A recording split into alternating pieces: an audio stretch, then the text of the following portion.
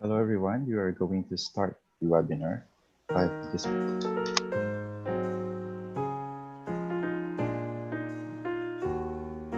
We're going to start. We will begin the Good morning everyone. We will begin the webinar 5 minutes past 9.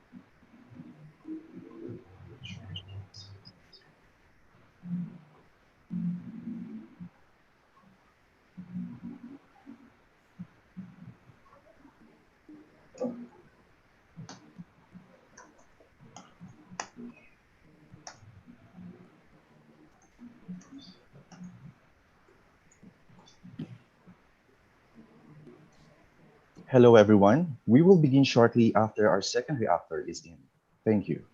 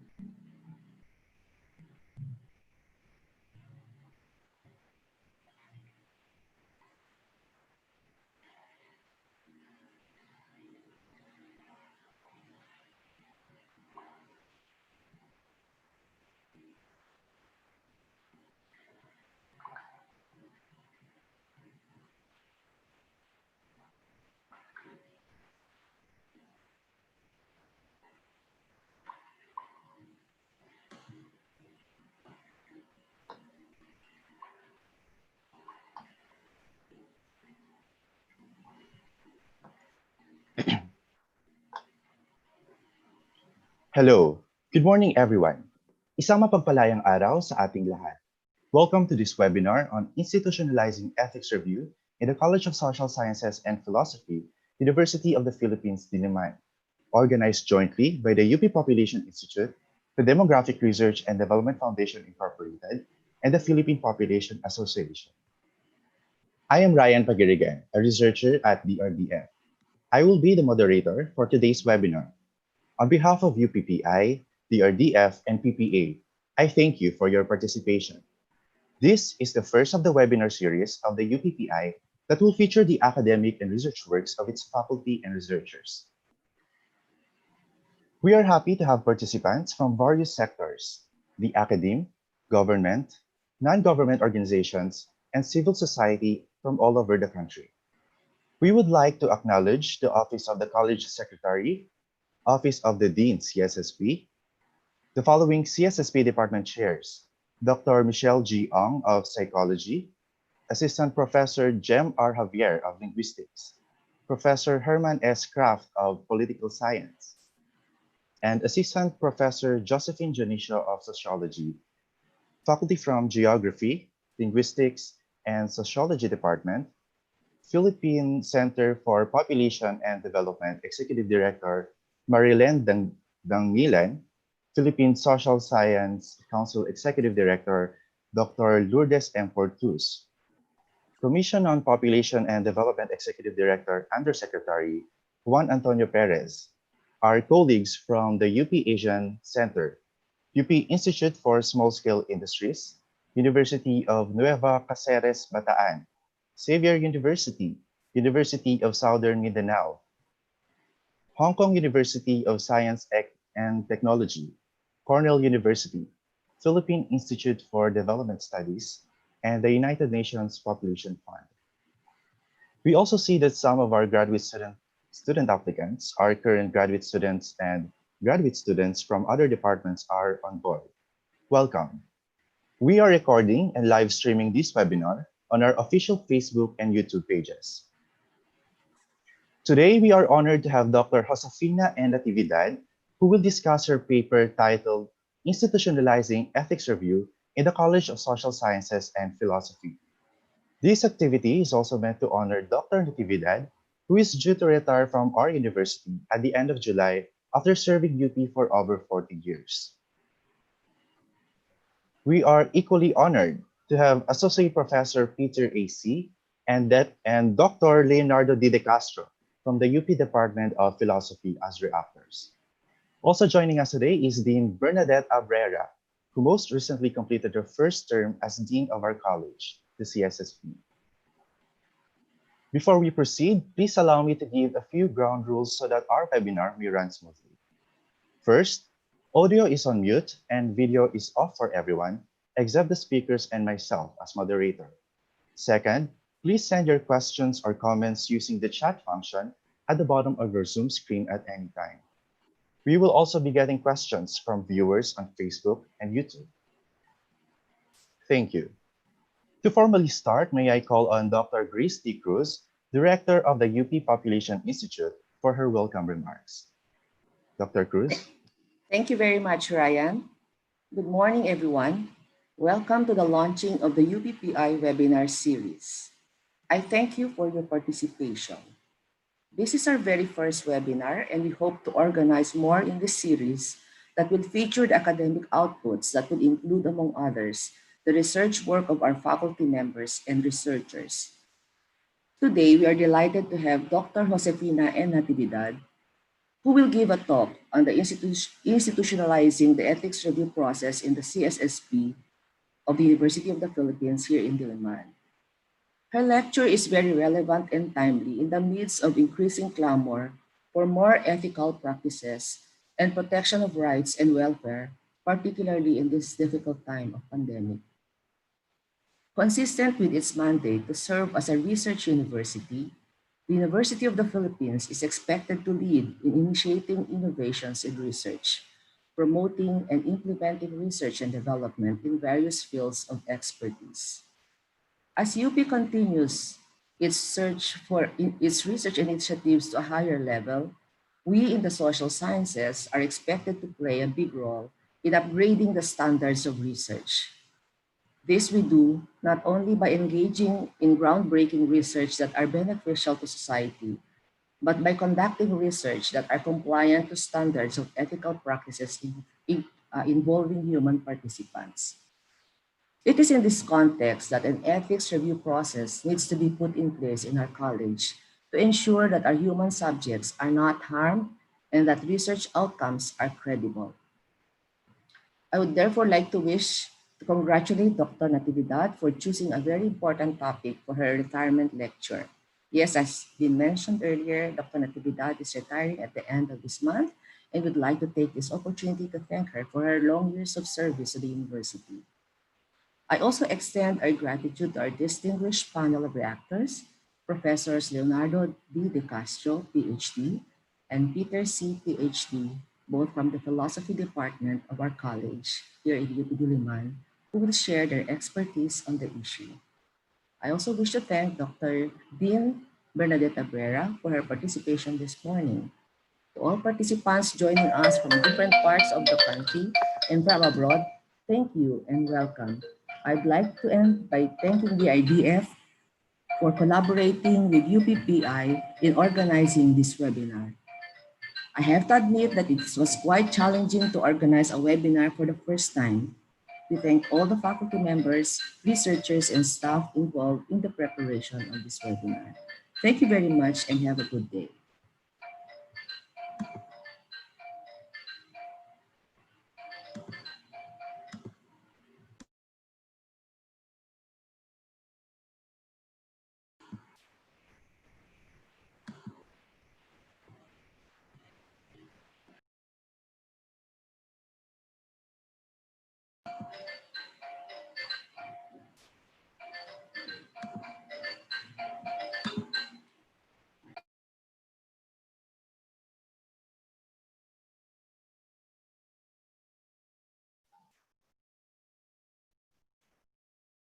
Thank you, Dr. Cruz. Now I have the pleasure and distinct honor to introduce our main speaker for today. Dr. Josefina N. Natividad is a professor of demography at the UP Population Institute. She holds a Doctor of Science in Population and International Health degree from Harvard University and an MA Demography from the UP Population Institute.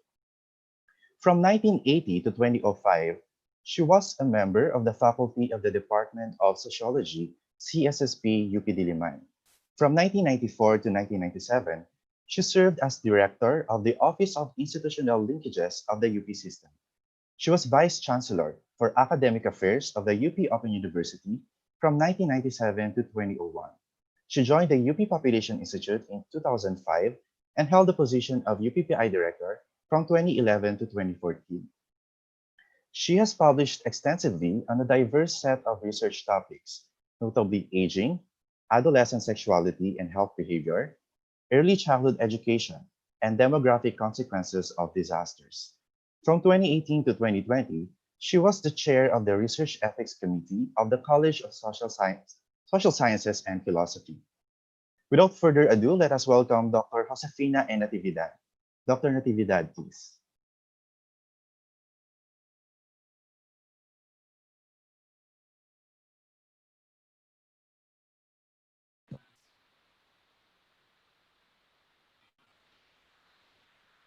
Okay, I'm muted. Okay. Good morning, everybody. And, and I'm very glad to see quite a number of people attending this webinar and it is in virtual space. So let me start with, maybe I can start with my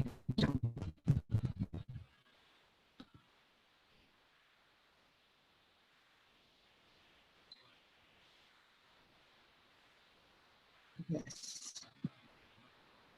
Shoot, shoot.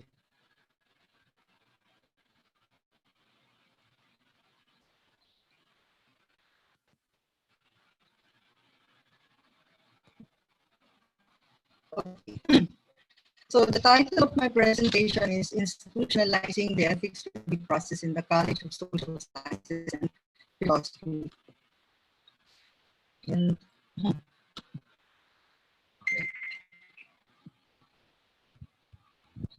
cannot move this.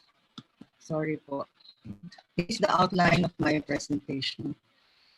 There is so much to learn about the process of the question of ethics and ethics review. And really, if you want to learn more about it, you have to attend many workshops and training sessions to become uh, an expert into the understanding what is the ethics review process. So in the presentation of today, this is just meant to be a teaser and a sort of introduction to the process of ethics review. And I framed the presentation in such a way that it is meant for beginners, those who, like me, are not yet too steeped in the process and therefore have a lot of questions about it. So I think that our participants have a very wide range of expertise or experience or exposure to the process of ethics reviews. So let me at the outset disclose that this is a beginner's guide to ethics review, and then I go into what has been done in CSSP and what I think should be the next step. So this is the outline of the presentation as a brief history of ethics review and CSSP, and then some of the basics documents that have been used as guide for. Hello? Oh, wait. Hello, everyone. Apologies for the technical difficulty. We will get back to Dr. Natividad as soon as we Okay. settle this. Thank you.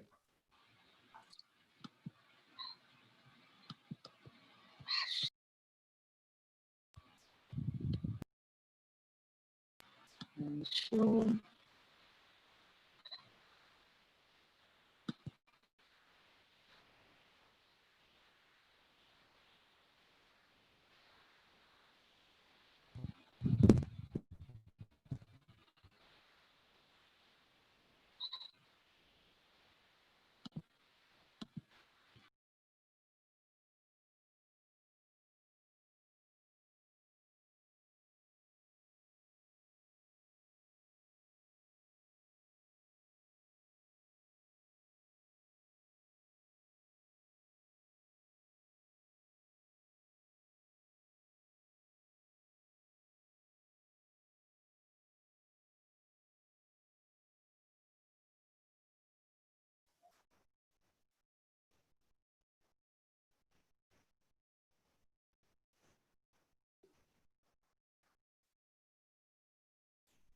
Hello, Dr. Natividad. Hello, ma'am.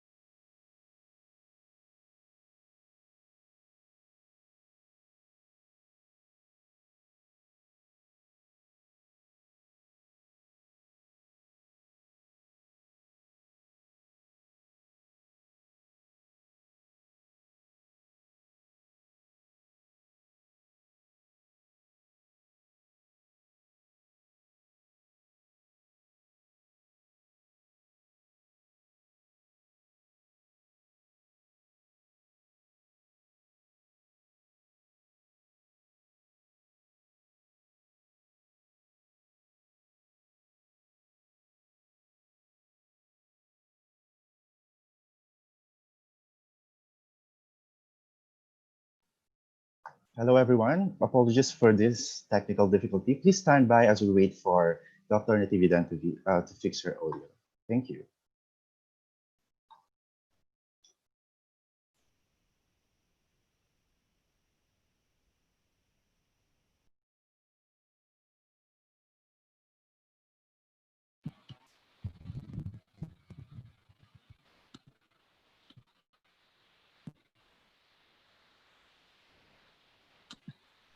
Hello, everyone. I would like to acknowledge representatives from Commission on Population. We also have representatives from Pangasinan State University. Okay, can you see it now? I think that's okay, ma'am. Can you hear me now? Yes, ma'am.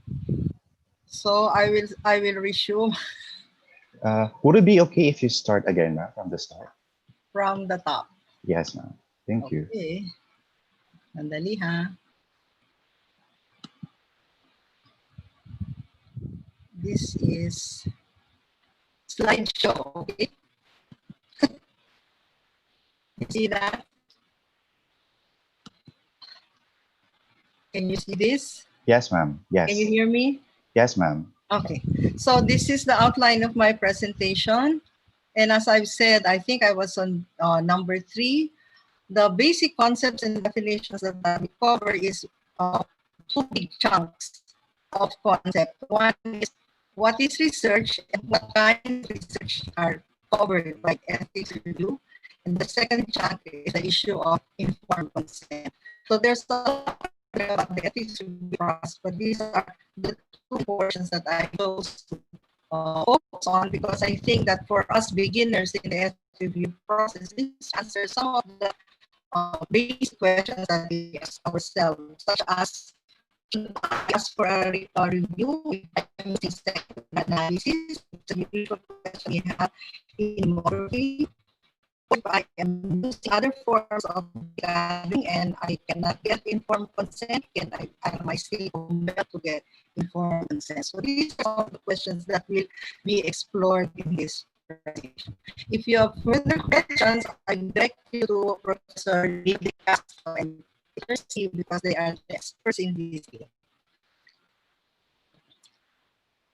Okay, so a brief history of ethics review in okay. Stop video. It worked. Sorry po, we are all learning. Ba't ayaw na mag-move? Yes.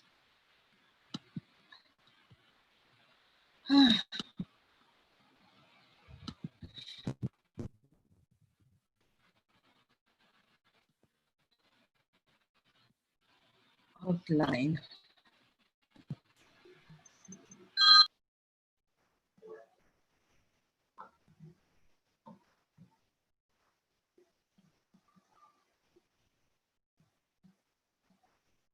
Hello, ma'am. Hello, Dr. Natividad. Share na ako? I think Ella would be much better to share her slides. Yeah, maybe. Okay. Okay. So ethics review in the CSSP, just keep clicking Ella kasi this is I had made this. So the Ethics Review Board was established first in the CSSP during the first term of Dean Sosimon Lee way back in the 2000, sometime between 2005 and 2008. And this was also the period when the college embarked on the development of a joint degree program in bioethics with the College of Medicine under a grant from the Fogarty Institute. Okay. So the CSSPREB was functional in the college until 2012 when it was dissolved and became a Diliwan-wide ERB during the first term of Chancellor Tan. So we ceased to function as an ERB in 2012. But in 2007, I remember we managed to get an ethics clearance for our study on aging from the CSSP Research Ethics Board.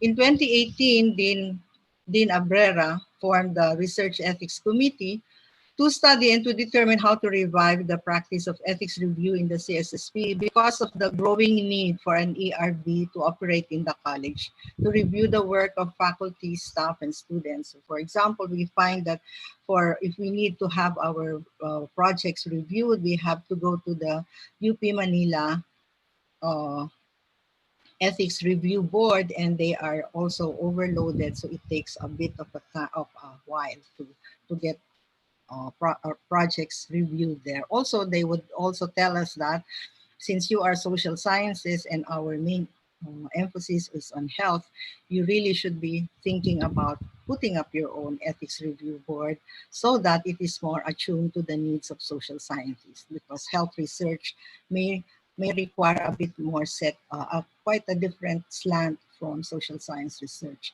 Another impetus that regional populations now to require an ethics review clearance for research to be published.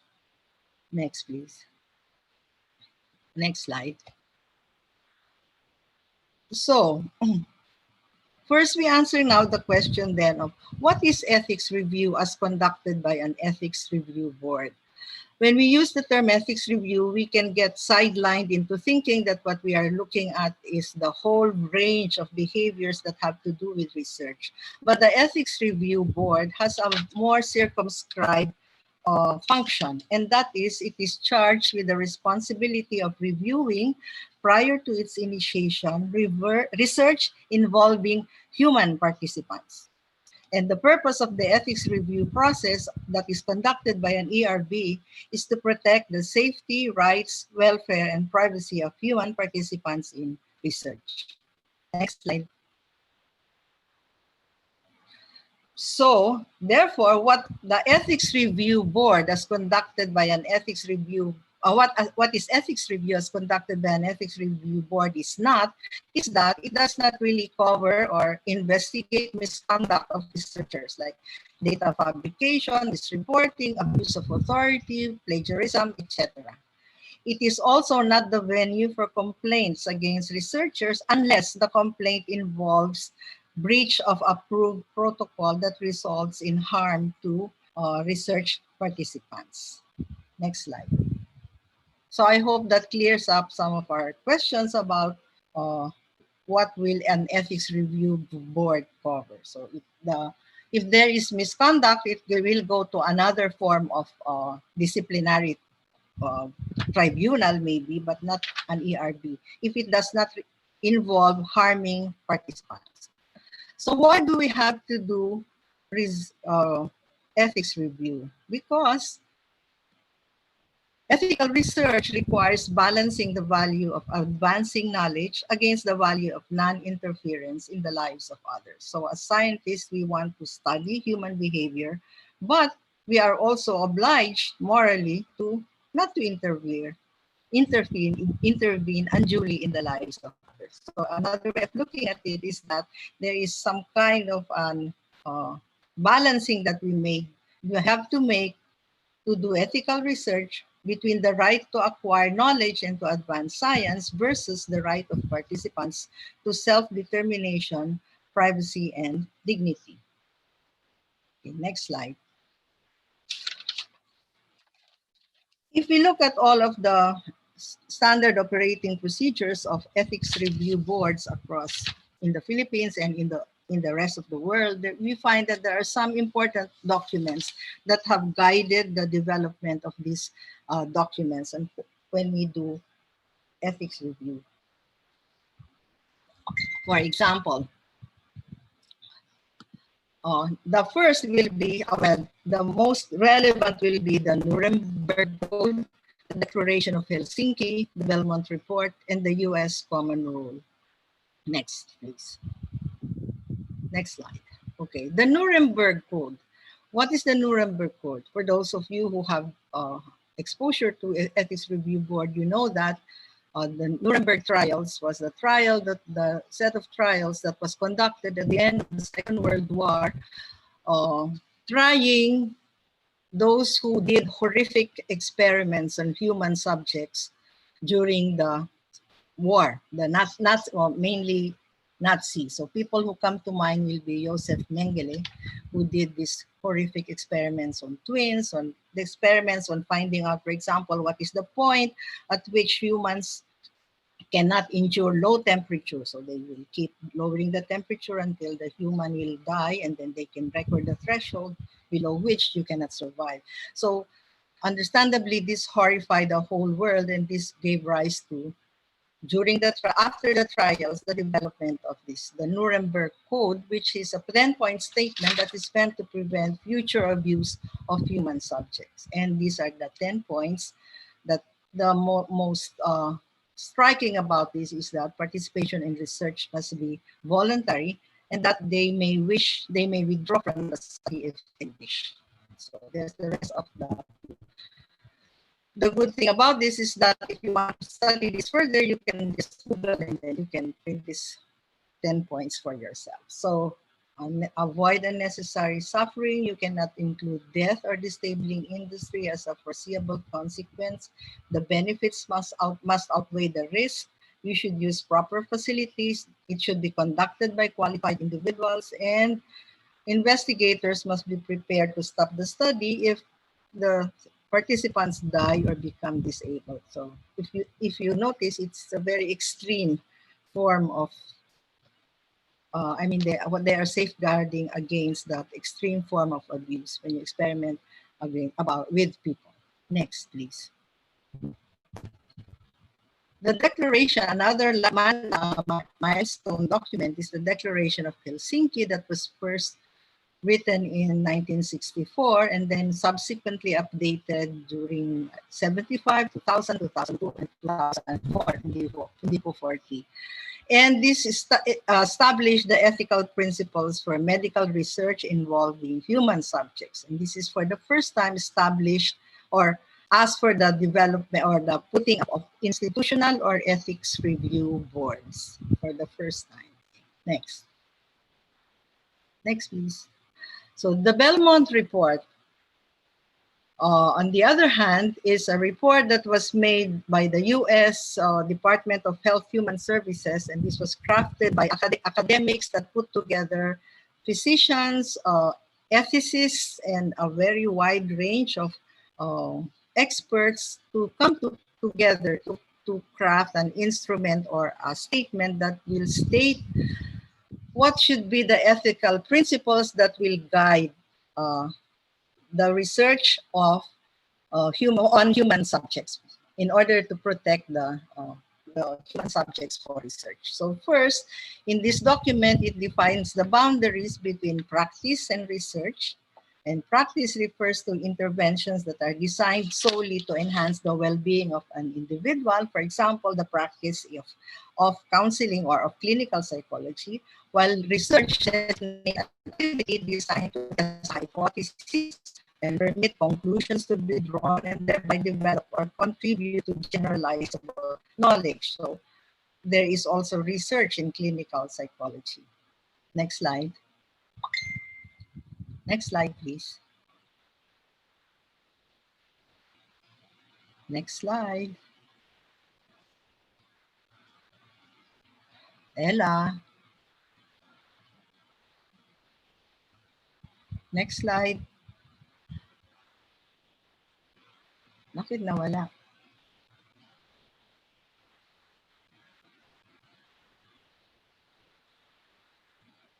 Okay.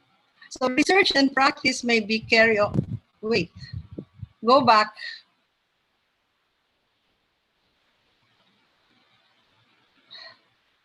Research and practice may be carried on together when research is designed to evaluate the safety and efficacy of a therapy. The general rule is that if there is any element of research in an activity, that activity should undergo review for the protection of human subjects. Okay, next. So the Belmont report identifies three basic principles that should govern ethical research or the research when you are doing research with human participants. Philosophers would say that there are other probable ethical principles to throw in, but for the purpose of this report, they just zeroed in on three. And as the field of ethics review is progressing and it's a dynamic field, there may be need to expand a little and include more basic principles to these three. But at the moment, we have these three as set down by the Belmont report. So the ethical, number one is respect for persons. So the ethical conviction there is that individuals should be treated as autonomous agents, meaning they have a right to self-determination. They can act for themselves and they can say yes or no to, to something. And that the persons with diminished autonomy, therefore, are entitled to protection. And this ethical conviction leads to two moral requirements. And number one is the requirement to acknowledge the autonomy of each individual person and the requirement to protect those with diminished autonomy. We will discuss this a bit more as we go along. The second will be beneficence. Beneficence is action that is done for the benefit of others. So the two general rules have been formulated in the Belmont report as complementary expressions of beneficent actions. Number one is that the research should do no harm or non-maleficence. And number two, maximize possible benefits and minimize possible harm, such that if you cannot avoid harm, you should at least minimize the harm and maximize the benefit from that research. And the third is justice. And this answers the concern of who ought to receive the benefits of justice and bear its burdens. It is sometimes noticed that when you do research, especially in clinical research or if you're testing drugs, if it's not yet a very well-known drug, it may be tested in a population that is a bit more vulnerable. And when that drug is successful, it may be a drug that cannot be afforded by those on whom you experimented on during the clinical trial. So who ought to receive the benefits and bear its burdens is something that you have to consider when you are doing research with human participants. And these are the possible principles that you can follow to distribute the benefits and the burdens of research. So equal share according to individual need, according to effort, according to contribution, according to merit. Next, please. Next, please. So when we apply these core ethical principles to research, well, how do we do it? So the principle of respect for persons applied to research is embodied in the concept of informed consent. So respecting the person means that if you ask that person to participate in your study, that he is giving informed consent.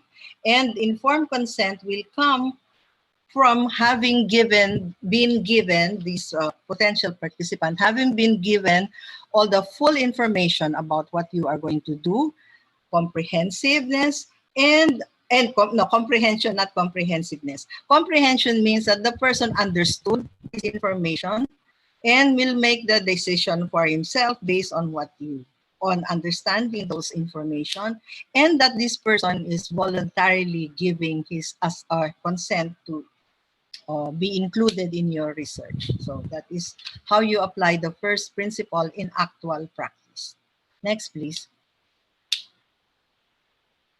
For the principle of beneficence, which is do no harm and maximize benefits and minimize risk, then the application will be that you assess the risk and the benefits. So as much as possible, you do the procedures with the least risks, or if there are risks, that the risks are reasonable in relation to the benefits. Meaning, maliit lang yung risk pero malaki ang potential na benefit. Another principle of do no harm is to protect the participants' privacy and maintain confidentiality. In the social sciences, actually we are not normally really dealing with life and death situations as you would in biomedical research, where the consequences of the trials can be quite adverse. For us, the main risk may be from coming from the disclosure of your private information that can lead to some risk to you, not that you will die, but maybe in the time of Tokhang it will. Pero in general, you might lose your reputation, you might lose a job, and so ganun ang ating risk, not necessarily that we will die. Next. Justice. Okay, so justice, in order to apply that principle, then you should select your participants equitably and avoid exploitations of vulnerable populations. So we will talk about who is vulnerable later as down the line as we go through these slides. Okay. Next, please. Okay, another set of documents that is also used as a guide. Actually, this is the U.S. Common Rule in 1974. If you research the origins of this, mas nauna ito at magkasabay sila ng Belmont Report. And this is a set of guidelines for research with human subjects that is formulated by the U.S. government for all research that involves human participants. And these regulations introduced IRBs to the process of research funded by the US government. It was the latest revision was in 2017 and then amended in 2018. Next, please. Okay, so let's now go to the basic definitions. So while we are saying we all have an understanding about what is research, it still pays to come up with a clear definition that everyone can refer to when we are deciding as an ERB if this is a proposal that can merit further review. So what is research? So research means a systematic investigation involving research development, testing, evaluation designed to develop or contribute to generalizable knowledge. So systematic investigation, we know that you have a method to scientific research. And then the other part that needs to be fleshed out more there is the concept of generalizable knowledge. Next, please. Next, please. Next slide.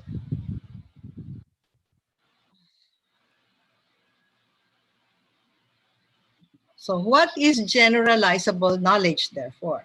So generalizable knowledge refers to the information that expands the knowledge base of a scientific discipline or other scholarly fields of study and can be expressed in theories, principles, or statements of relationship that can be applied to human experiences. Okay? So that when you say generalizable knowledge, it is not just to the population that you studied or the person that you studied. You can generate something to say about the larger context or the larger population where this small study came from. Next, please. Okay, the next question, therefore, is, sabi natin, we have now defined what is research. What about research with human participants? So what is a human participant? So the definition is that a human participant is defined as a living, not deceased, individual, about whom an investigator conducting research obtains data through intervention or interaction with the individual or obtains identifiable private information about that individual. Next slide. So what do we mean by obtains data through intervention or interaction? Intervention can include both physical procedures by which information are gathered. For example, in aging studies, we do anthropometric measures. We measure your height, your weight, your waist, or measure gait. We make you walk and then we measure something about how fast or how straight you walk. Or manipulation of the subject or the subject's environment that are performed for research purposes. For example, what experiments that are done by psychology or in specific intervention programs that you in one place you introduce this intervention, another place there is no intervention, and then you compare the with and without intervention. So manipulation. Interaction includes communication or interpersonal contact between investigator and subject. So this is our familiar getting information by asking through uh, paper and pencil interviews, copy, telephone, mail questionnaires, and all other forms of interaction. Okay, next please. And the second is if the second the second component of that research with human participant is that you obtain identifiable private information about that individual.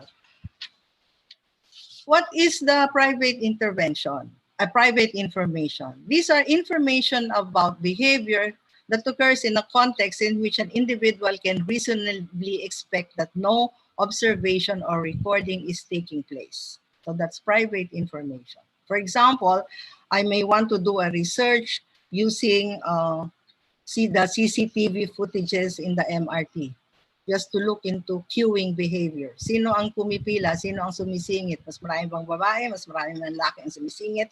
That is private information. Information, another private information can also be, also includes information that has been provided for specific purposes by an individual and that an individual can reasonably expect will not be made public. So you make, for example, you give your information to the bank or your medical records or your transcript of records in school. So that is also private information. The operative word there is includes. So meron pang iba na private information. So maybe the data privacy people can answer that because under the law, there are some stipulations there about what is private information. But for our purposes, these are also included under private information. So identifiable private information is private information above for which the identity of the subject is or may readily be ascertained by the investigator or associated with the information. So the operative word there is identifiable. So private information, not all information is identifiable. So if it is identifiable, it belongs to the domain of research with human participants. Next, please. Next, please. Wala? Bakit nawala?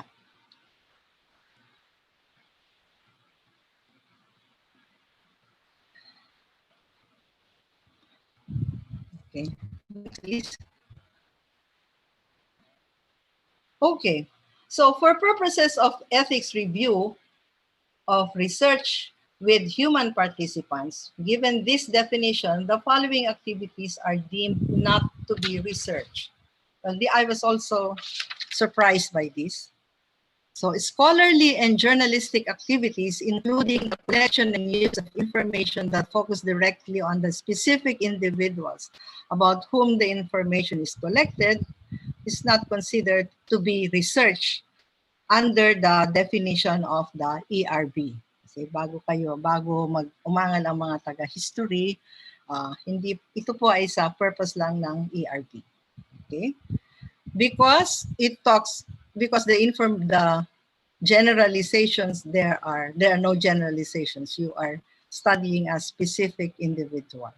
I presume that is the reason why it is not deemed to be research. The knowledge is not generalizable. Next, please.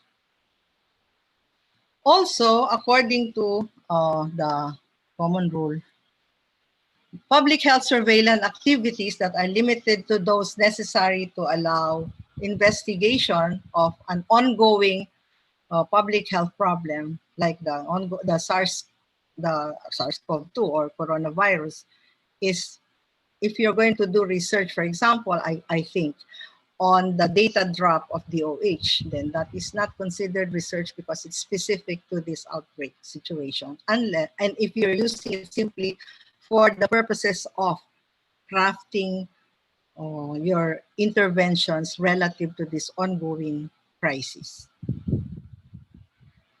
Next, please. Also considered to be not research will be the collection and analysis of information by specimens or records by or for a criminal justice agency for activities authorized by law or court order, solely for criminal justice or criminal investigative purposes. That is also not research. Okay, so when you submit your proposal to an ethics review board and the ERB deliberates on that proposal, there are three broad possible decisions of the ethics review board. They can deem it to be exempt, or they can send it for expedited review, and or for full review. So what is exempt? The following research activities are considered exempt from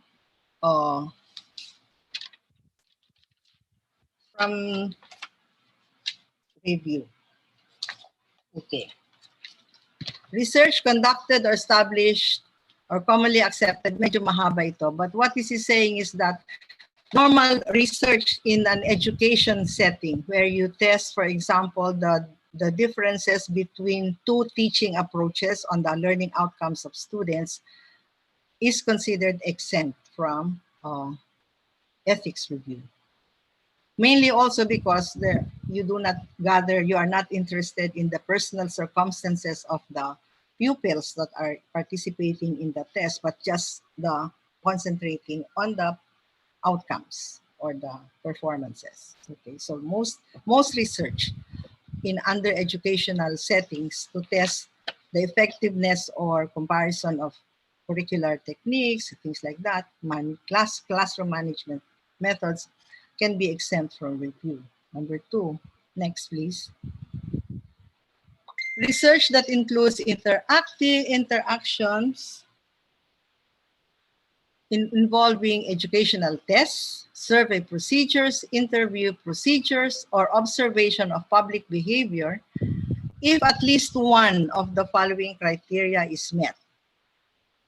Number one, the information is recorded in such a manner that the identity cannot be ascertained directly or through identifiers linked to the subject. So it's totally anonymized, and there is no way of identifying where the data comes from in terms of who the specific person where that specific person comes from, that data. Or at least one, so it can be or. Any disclosure of the human subject's responses outside the research would not reasonably place the subject at risk of criminal liability or be damaging to the financial standing, employability, educational advancement, or reputation. In other words, the disclosure will not lead you to be harmed in some way. The letter C, I just put it here, but this is a new addition to the US Common Code. So I will put it here, but you can, hindi ko rin masyadong ma-explain ito. We will ask Professor Leo, maybe, during the open forum. Next, please. Okay, research involving benign behavioral interventions in the collection of information from an adult subject through verbal or written responses or audiovisual recording if the subject prospectively agrees to the intervention. So you conduct some benign intervention to the person and that person agrees to that intervention. Again, provided that A, B, C, these are the same conditions under the previous one. So cannot be identified, or if can be identified, it does not result in risk. And in the third one is if it can be identified, the ERB will do a limited review to make sure that the privacy of the subject and confidentiality is maintained. Next, please. So, what is, so in your mind, sasabihin, ano ba ang benign? So for the purpose of number 3, benign behavioral interventions are brief in duration, harmless, painless, not physically invasive, not likely to have a significant adverse lasting impact, and the investigator has no reason to think that the subject will find the intervention offensive or embarrassing. Okay, next. Secondary research for which consent is not required. So secondary research means that we have this is a data that has previously been collected and that you are going to do research on it again, or you're going to reanalyze it in some other way. And we are familiar with this in demography. A lot of what we do is secondary research. So the research can be considered exempt from review if the identified private information are publicly available. Maybe we can ask Professor De Castro and Peter later, but maybe this includes information on that you post on Facebook. So for example, you are going to do a content analysis of the postings of these kinds of group on Facebook. So there's identifiable private information because you can name who that person is who posted, but they are publicly available. So there's presumption that the person is allowing that piece of information to be put out there and to be connected to him or her. Okay. B, information is recorded by the investigator.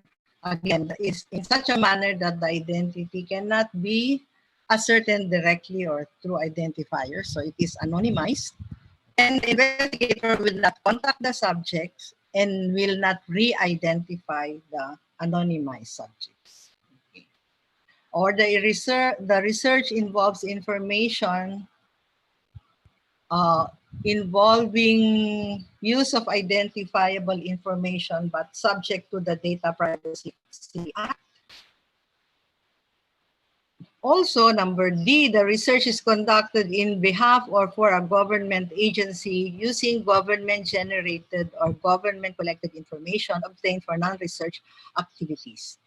That if the research generates identifiable private information, this will be maintained in compliance with applicable data privacy laws. So the example that comes to mind is, for example, if POPCOM wants UPPI to do an analysis of the users of contraceptives, and that what is the profile and what is the pattern of use, what are the most commonly used contraceptives, and that the data that will be used, that will be analyzed, will be their service statistics. So this is government collected information that is used as collected for the purposes of record keeping, but will be used for research. Then that is covered, and as long as you maintain the confidentiality you comply with the data privacy laws, that can be considered as under number 4. Next. Okay. Research and demonstration project conducted or supported by a government agency. So if a government agency wants to conduct a research as an evaluation research, for example, how well its programs are doing, or for example, if you're doing research on 4Ps and you want to find out are the indigenous peoples in JIDA, we did this for DSWD and UNICEF, what are the barriers to their compliance with the conditionalities, then it is going to fall under this provision. Next. Next, please. Okay. Also exempt will be taste tests and food quality evaluation and consumer acceptance studies, and provided that what you are testing na food is above at hindi siya unsafe. Parang considered na safe siya by FDA. So gusto mo lang makita kung masyado ba itong maalat, hindi itong mas maalat, pero hindi yung unsafe na levels. Okay? A storage or maintenance for secondary research for which broad consent is required. So there is sometimes a research you are doing the research just to collect specimens. For example, for I imagine for genetics, or your you are going to do the research to come up with a database. So you will maintain that database and it will be accessed by others to do secondary research. So broad consent, next please.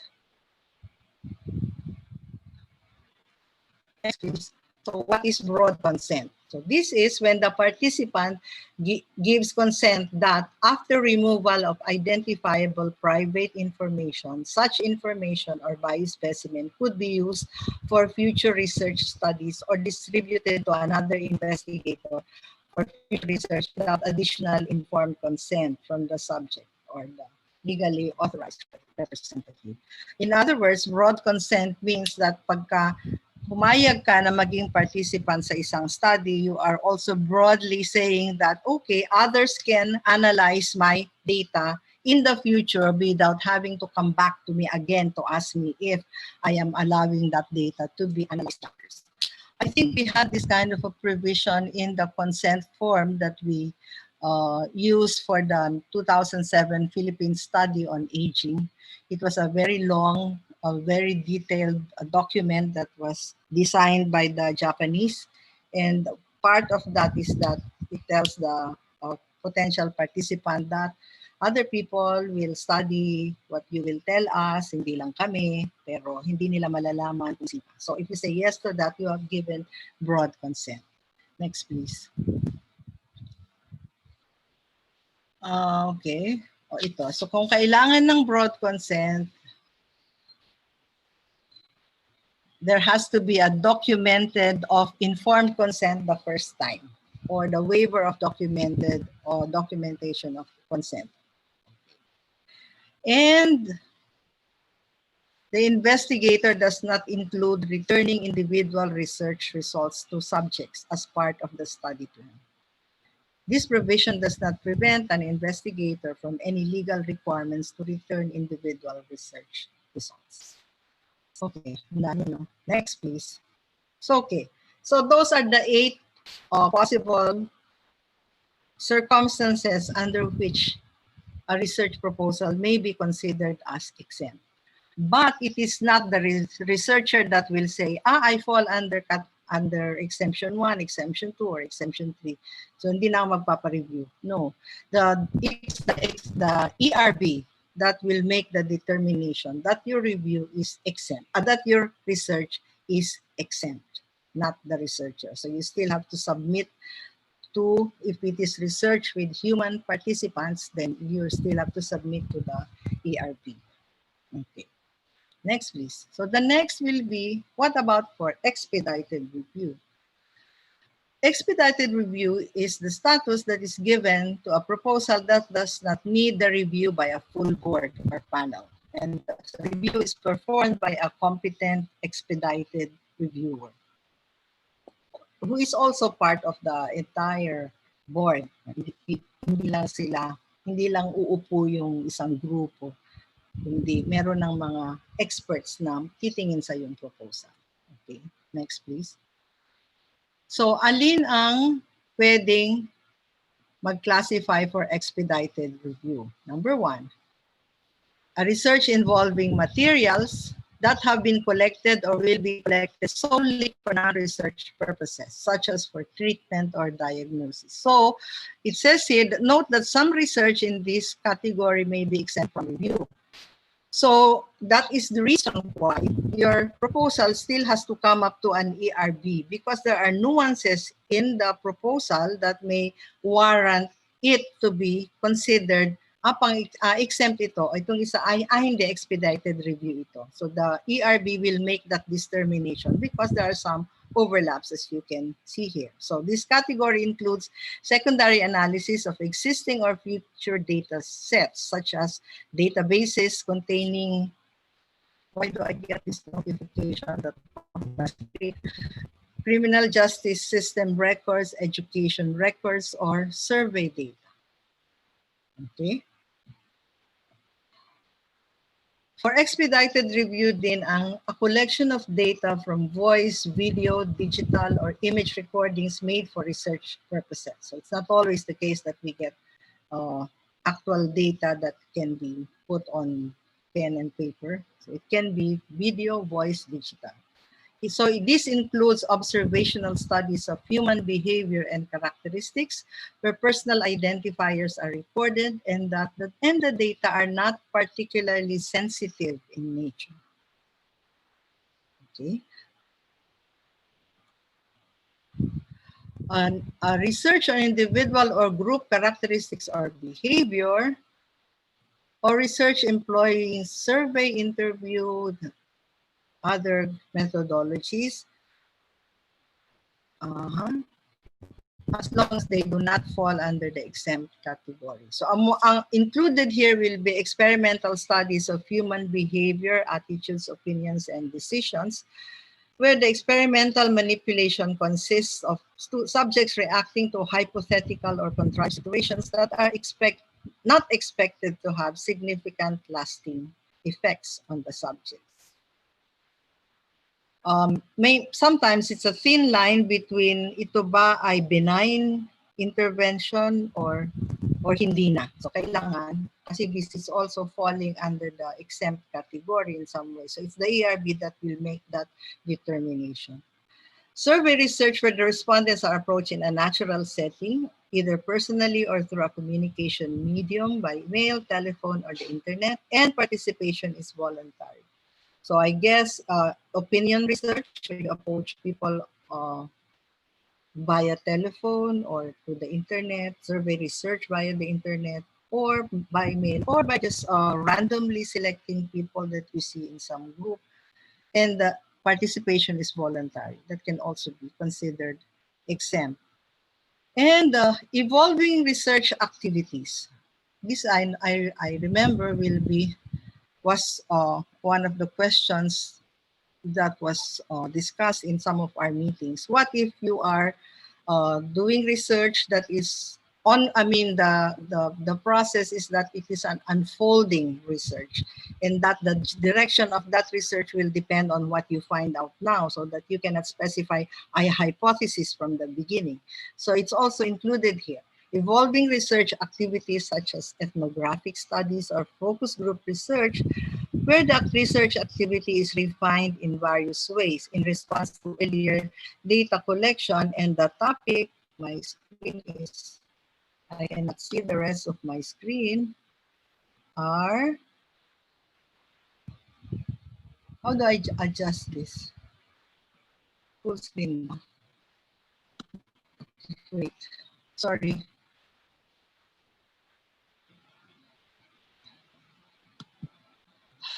Sadali lang po.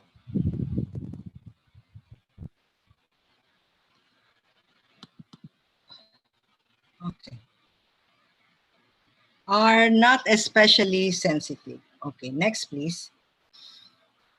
For full review.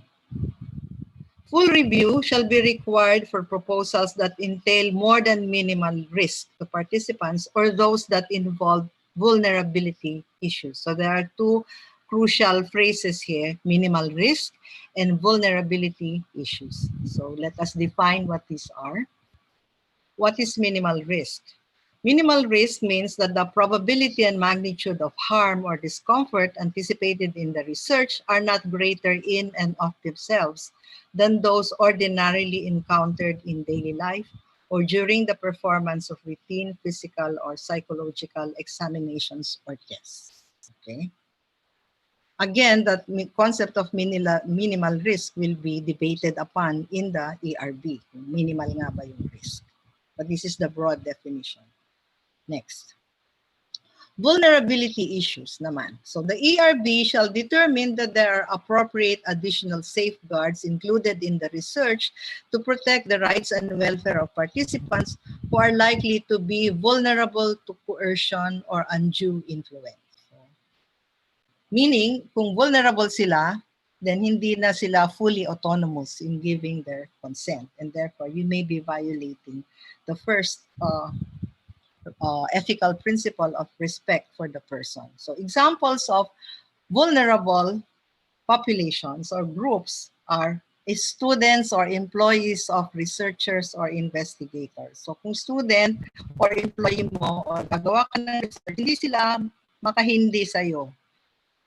Kung estudyante mo, baka bagsak mo or whatever, no? They are not fully autonomous in making the decision of whether or not to participate. Children also certainly cannot make the judgment for themselves. Prisoners, because they are incarcerated, so hindi sila. Oh, shoot.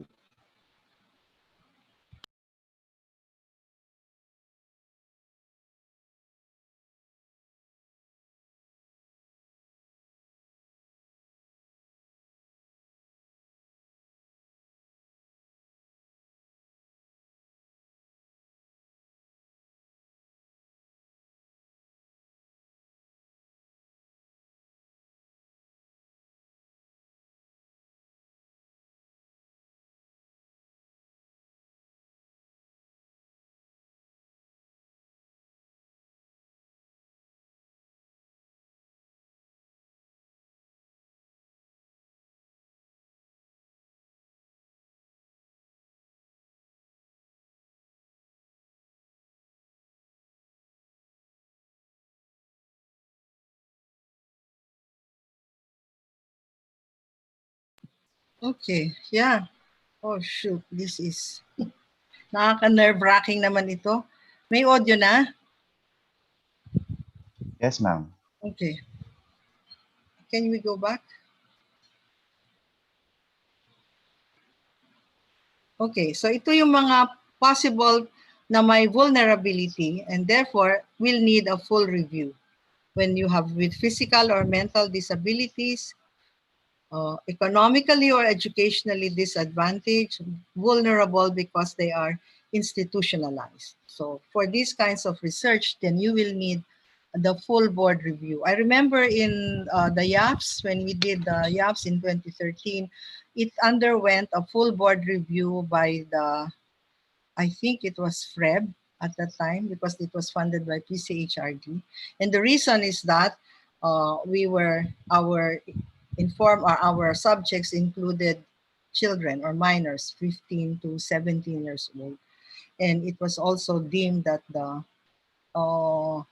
in terms of the minimal risk, it was deemed that the risk may not be minimal if you are asking respondents very sensitive questions and they may feel upset in some way kasi yung YAPs will ask about abuses and sexual practices that may be distressing to some. Kaya that needed a full review. Okay, next please. Okay, so that covers the different types of research and the different possible outcomes of the review when you put it up to the board to decide. And to wrap it up, I just identify the different kinds of research that may be exempt, uh, that may be candidates for expedited review and for full review, as well as what are those research activities that are not really research under the definitions of the ERB. So the second block of topic will be the issue of informed consent, because this is a very big issue for us in the social sciences, because while in the biomedical field, it is very clear that you need informed consent to ask participants to uh, participate in a study that may have very real risk. In the social sciences, it is not always so clear when or where or whether or not to get informed consent and what kind of consent to get. Okay. But just to define, informed consent is a decision of a competent potential participant to be involved in research after receiving and understanding relevant information without having been subjected to coercion, undue influence, or inducement. So totally voluntary ang kanyang pagpayag na he will be part of the research. In the case of lack of or diminished capacity to give informed consent, the consent of a legally authorized representative may be sought, as well as assent of the participant if possible. So assent, so for example, in YAPS, we asked for consent of the parent for minors, but we also ask for the assent of uh, the child kung papayag din siyang magpa-interview. Kasi pwedeng pumayag ng nanay, pero kung ayaw ng bata, hindi namin siya i-interview. In the case of aging studies, the informed consent, if the respondent that you pick in the sample is somebody who is unable to give consent because he is debilitated in some way, whether with dementia or uh, hearing problems, but you still want to get information about that respondent in order to get a representative sample of older persons, then the consent we get from somebody in the household that can represent that person, like a child. Okay, next. So the basic elements of informed consent are these ones. If you have an informed consent form, it has to contain these ones. So you will say what is the study about, how long you will participate, the procedures, and identification of procedures that are experimental. This is mostly for clinical trials.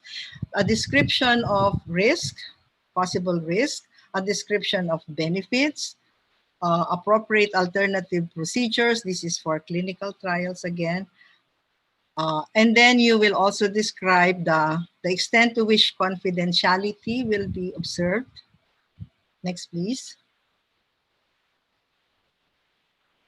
If for the research involving more than minimal risk, an explanation of whether any compensation, medical treatment, pag ikaw, if this is, if you are injured or you need medical treatment, hopefully your research will not fall under that. Number 7, an explanation of whom to contact for answers to questions about the research. So you normally will give your email or your phone number as a researcher if they want to ask you about the research in the future. And a statement that the participation is voluntary. Refusal to participate will not involve any loss of benefit to them, and the subject may discontinue participation at any time. So it's all this, the 8th statement is very important, especially in survey research. So if the respondent feels uncomfortable with the question, you should give that respondent the leeway to skip answering that question and then move on to the next without suffering any loss of face for not wanting to answer that question. Okay, so that is what your informed consent will contain. So how do you get informed consent? The gold standard is written and signed by the participant or legally authorized representative. But it can also be verbal. Most of the surveys, for example, of PSA is verbal consent. So you ask the interviewer, pwede ba kitang ma-interview? And then you will say yes. And then it is the interviewer that will attest that the person that he interviewed has given his consent to be interviewed. Okay. So the gold standard, as we said, is a written, signed, informed consent by the participant or the legally authorized representative. But in the kind of research that we'll do in the social sciences, this is not always practicable, and sometimes it's not even useful. Or no, you cannot do it to get a written. For example, you are observing behavior unobtrusively, then if you ask for informed consent, you are going to totally lose the data that you want to collect. So, okay, so what do you do next, please? So there are waivers actually. Waivers, you can ask for the waiver to obtain a signed informed consent form. And it can be granted by the ERB in any of the following conditions. A, that the only record linking the subject and the research will be the informed consent form. And the principal risk would be potential harm resulting from a breach of confidentiality. So it means that if your data is totally anonymized anyway, and the only way that I can say who, that I can know who gave this answer is by referring to the consent form, and if the breach of confidentiality will result in harm to me, then I can ask for a waiver of the signed informed consent form. Okay? Or it can that the research presents no more than minimal risk of harm and does not involve procedures for which written consent is normally required outside of the research context. Okay? So, kunyari, pwede ba kitang panoorin na gumagawa nito, and then sabi niya, okay, and then pwede ka bang pumirma? Baka umayaw na lang siya parang pag pinapirma. We find this a very uh, common occurrence in surveys, even in the aging surveys, that those who have agreed verbally to be interviewed will balk at signing a consent form. So sometimes you lose respondents that way. Uh, Next, please. Or if the subject or legally authorized representatives are members of a distinct cultural group or community in which signing the forms is not the norm. I guess this applies to maybe anthropology, studies of in anthropology, or even linguistics. Hindi naman normal sa kanila ang magpipirma. Okay, so you can ask for waiver of the written informed consent if you fulfill all three requirements. So signing is not a norm, the resent presents no more than minimal risk, and there is an appropriate alternative mechanism for documenting that informed consent was obtained. So, hindi man sila pumirma, ma-document mo pa rin na pumayag sila. Next.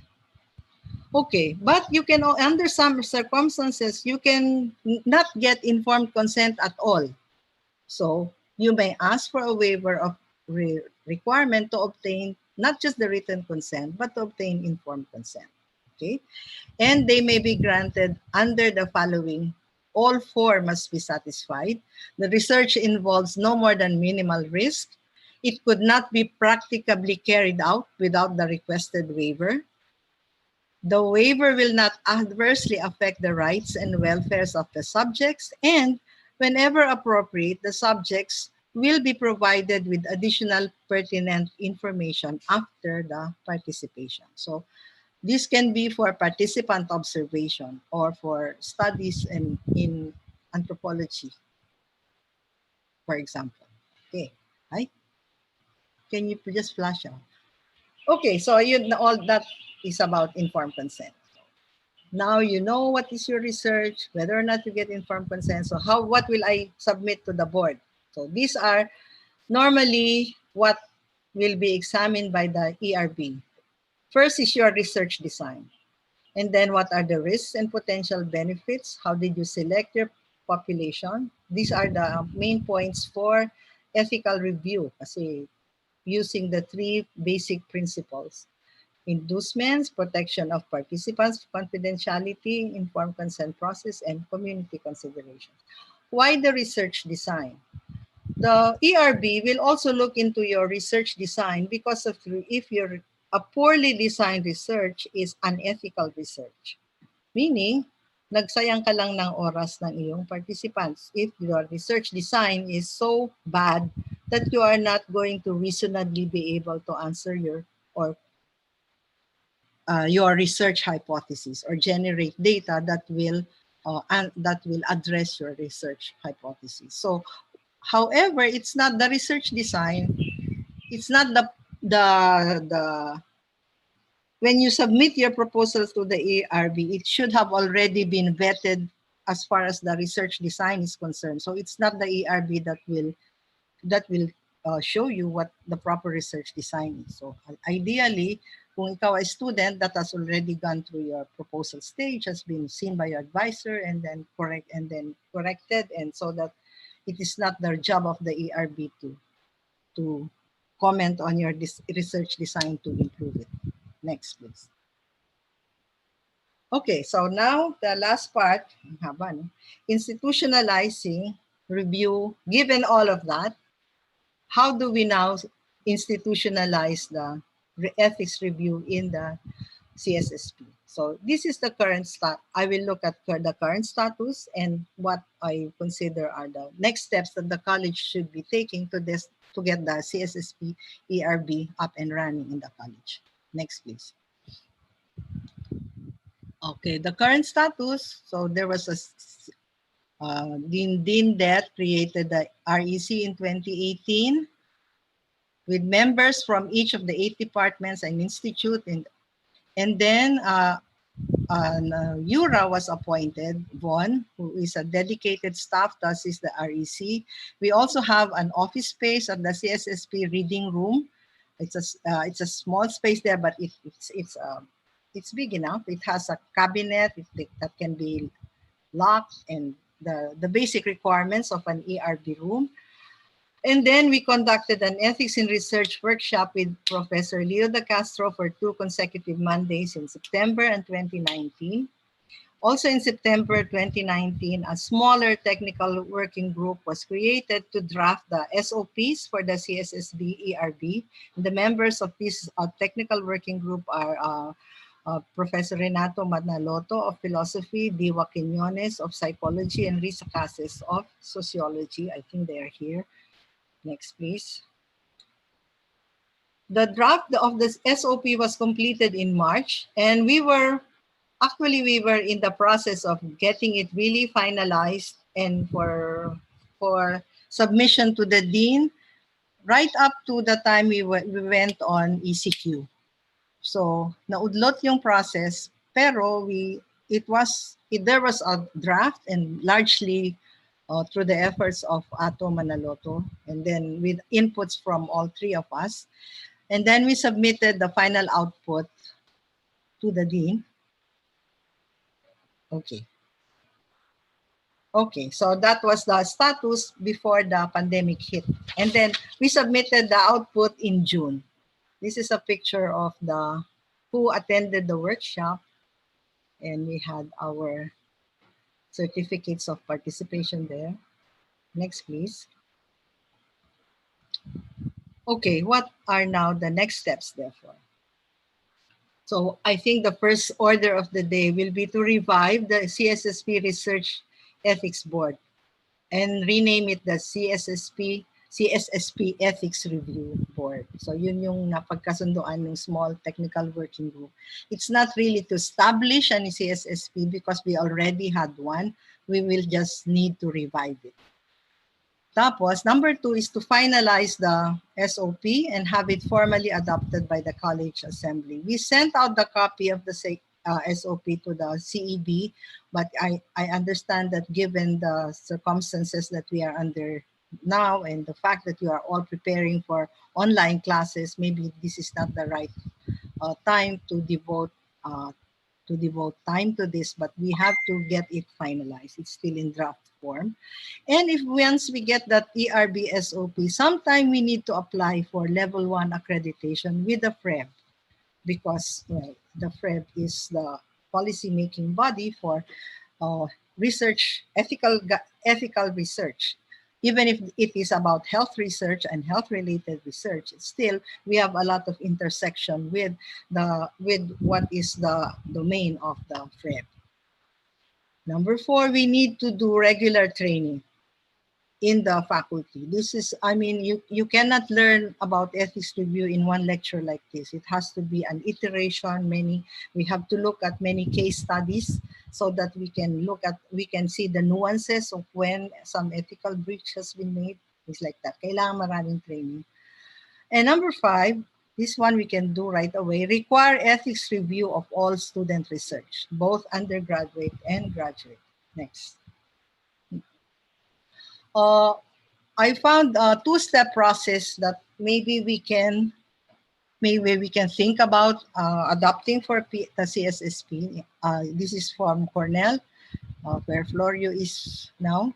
For student research projects in specific courses, so subjects lang, not intended for publication, then mag-review sa department level. And I will show you the prototype of this process that is already being practiced by the Department of Psychology.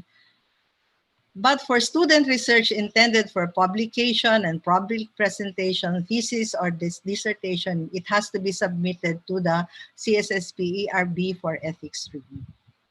Number 6, encourage faculty members, academic staff to apply for ethics review of their own research projects, both funded and unfunded.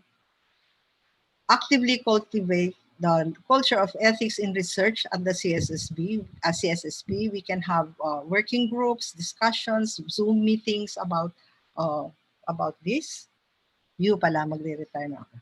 Number 8, consider incorporating ethics in research with human participants in all methods courses in the college, so that our students right from the beginning will have a consciousness of what this ethics in research with human participants is all about. Or if we want to carry this a step further, we can institute like a SOCSI 1 course that should be taken by all students of majors of CSSP or something to that effect. In any case, we need to get the students steeped into this being conscious about being ethical in research with human participants right from the very beginning when they're still students of our college. Next, please. Okay, so this is a sample ethics review process for research projects. Ito yung ginagawa nila sa psychology. Na-share sa group ni Diwa Quiñones. So kung sa mga estudyante na in psych, they do a lot of small research projects depending on the class. So at the start of the term, the students are given an orientation. And as they prepare the research proposals, they are provided with an ethics review clearance form and informed consent form, so they know how to go and what forms to fill. Okay, yan. So in other words, meron ng internal review process doon sa psych department na ginagawa para sa mga student research that is not going to be published. Next, please. Student can start data gathering only after ethics clearance is given. So which means therefore that this has to be started as soon as the STEM starts. They have to have some idea already of what they want to do, because they cannot start data gathering unless the clearance is given. The research supervisor performs a continuing review until the final report is submitted. And the research supervisors submit their ethics review report at the end of the semester to the department's ethics review committee. So inside they are doing this a lot of work, and they have big classes, so they have to, I think this is a committee work, and they are able to do it. So this is something that other departments can start to think about. In psych, they really need to do ethics clearance because they do a lot of experiments, or they do a lot of interventions, they do a lot of these projects, research that involves human participants in a way that is maybe more prone to risk than in other departments. So that's why it's good that they have started this. But the downside is that this is just at the level of the courses in the department. So since the CSSP does not have an ethics review board, their own students, when they will do the thesis, are now seeking clearance from ERBs outside UP, in different schools, dahil wala pa tayong CSSP ERB. So there's really an urgent need to start our own, establish or revive the practice of research review in the college and have our own ERB running.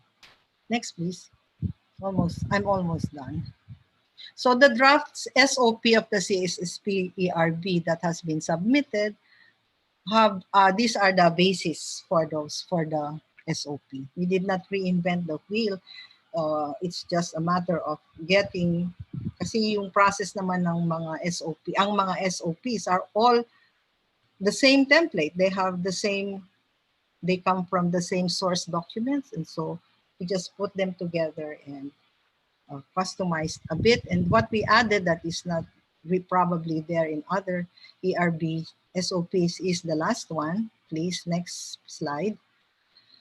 The guidelines, regulations for research involving humans of the different social science, disciplinal associations or professional organizations. I'm sure these are not going to be very different from what the guidelines are from the common rule or the NEGR and magkaka, they're all interrelated together anyway. But it also pays, it helps for the specific disciplines in the in the CSSP to look into the guidelines of their own discipline, the professional organizations. What are the guidelines there for you to be able to do ethical research with human participants if you are an anthropologist, if you are into linguistics, if you are into geography.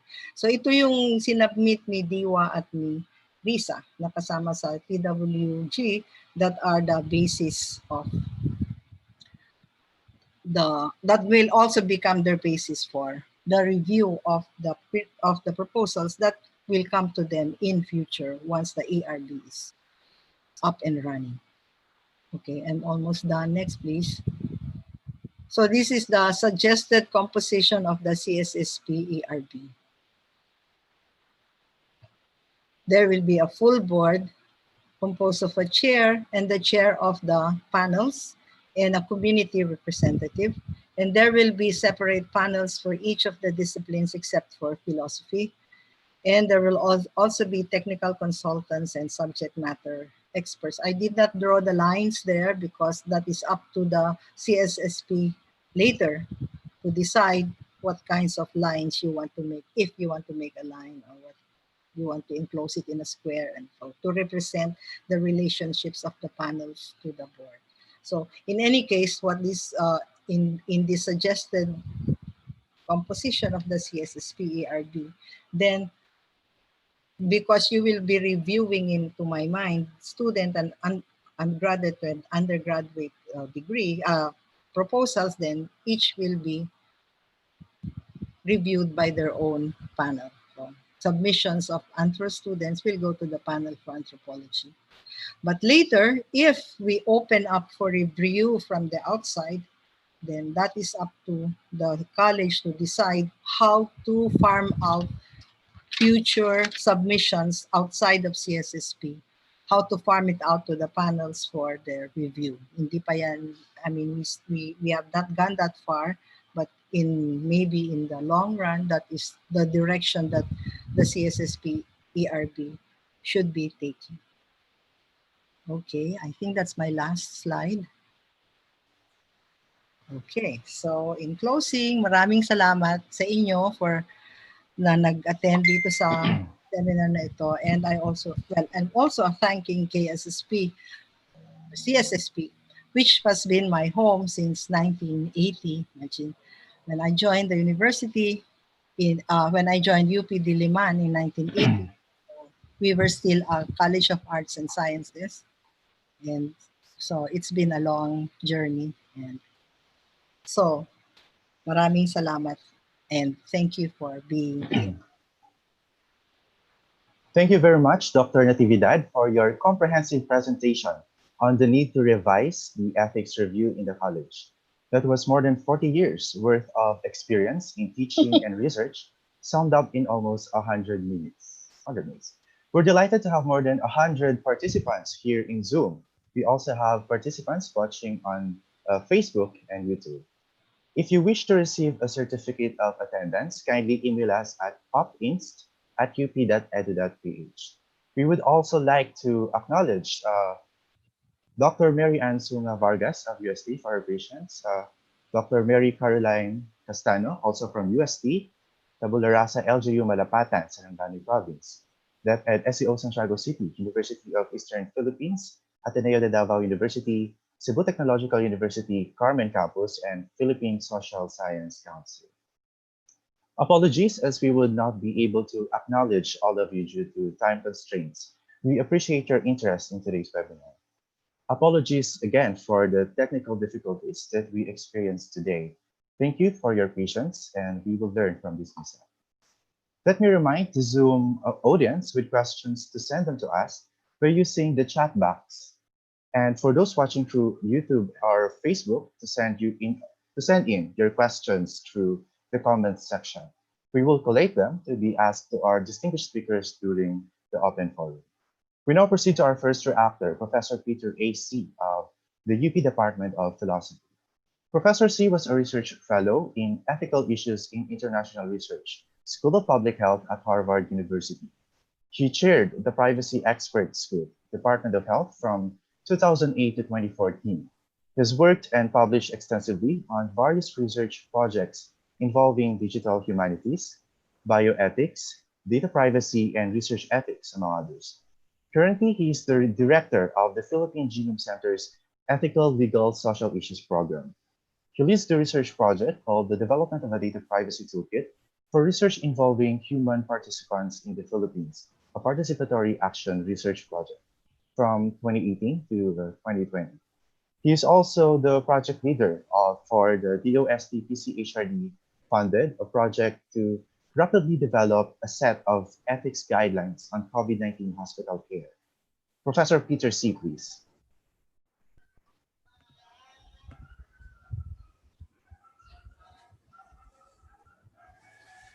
Magandang umaga sa lahat.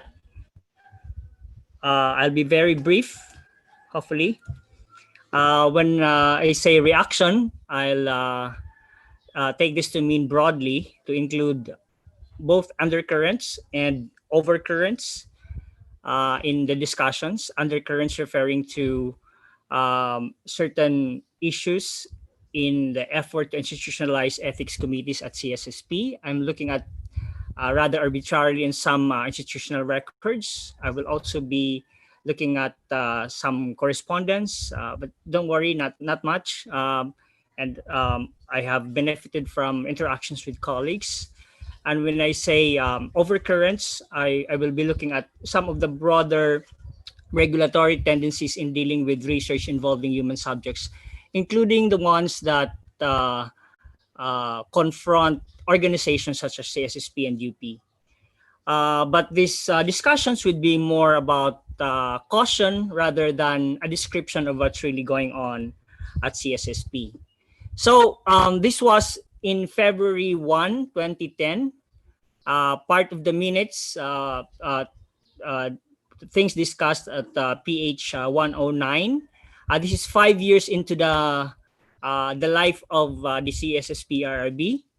As you can see, there is passion within, and it may look rather, uh, harsh. But this is the fun working at CSSP. We have colleagues who are uh, what appears to be a dressing down of ourselves when we talk about ethics in research ethics review.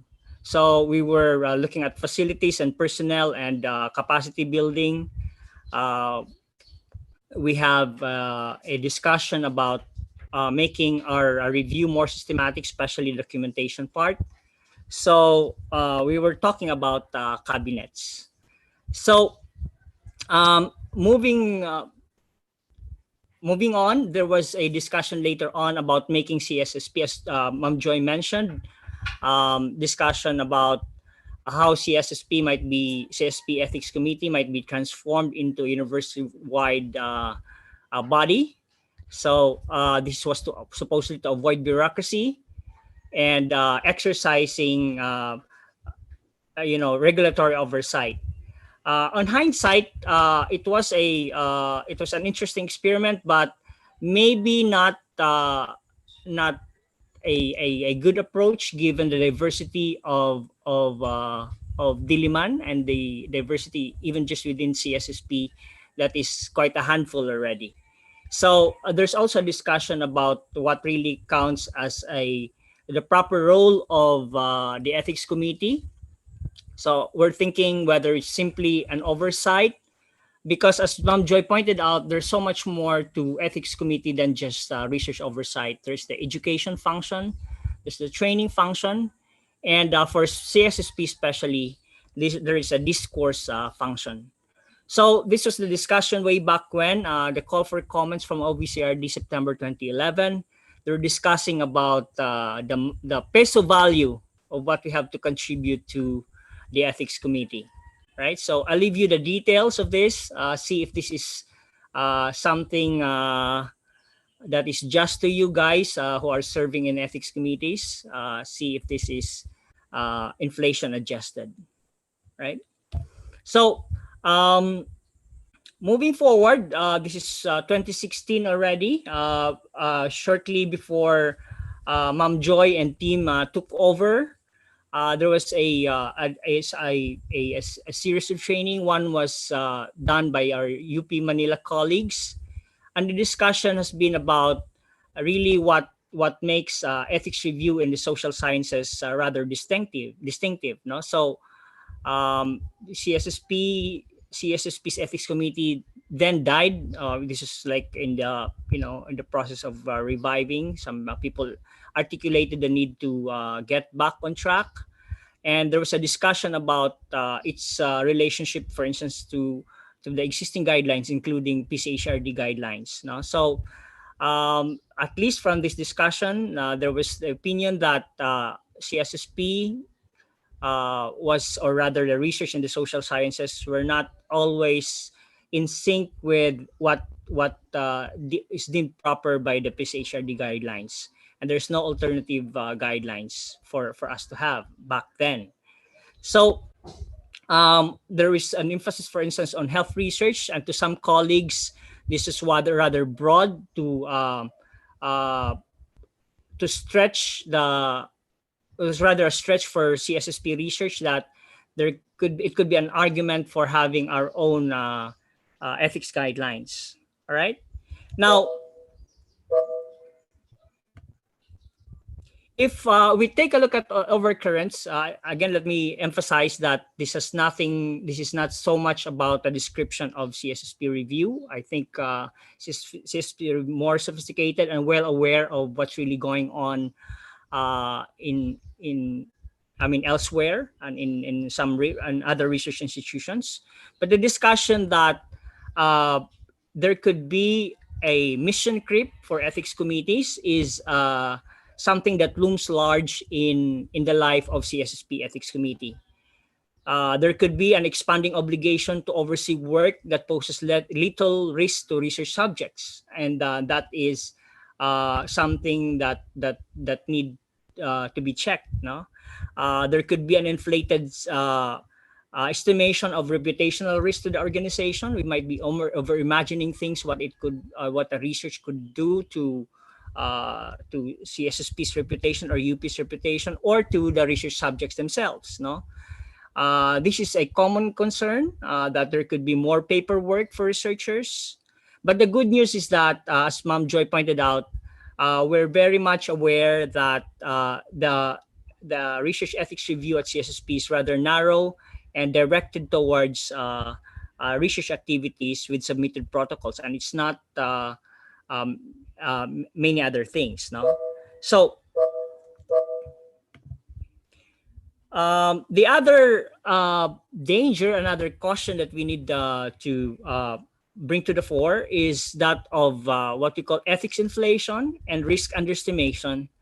When we look at possible trade-off between ERC standards and rules, and believe me, we're still very much fashioning those rules as we go along, and they are not etched in stone versus independent risk assessment and management. Because to me, what really matters most is a fair estimation of an independent estimation of risk of what's really out there.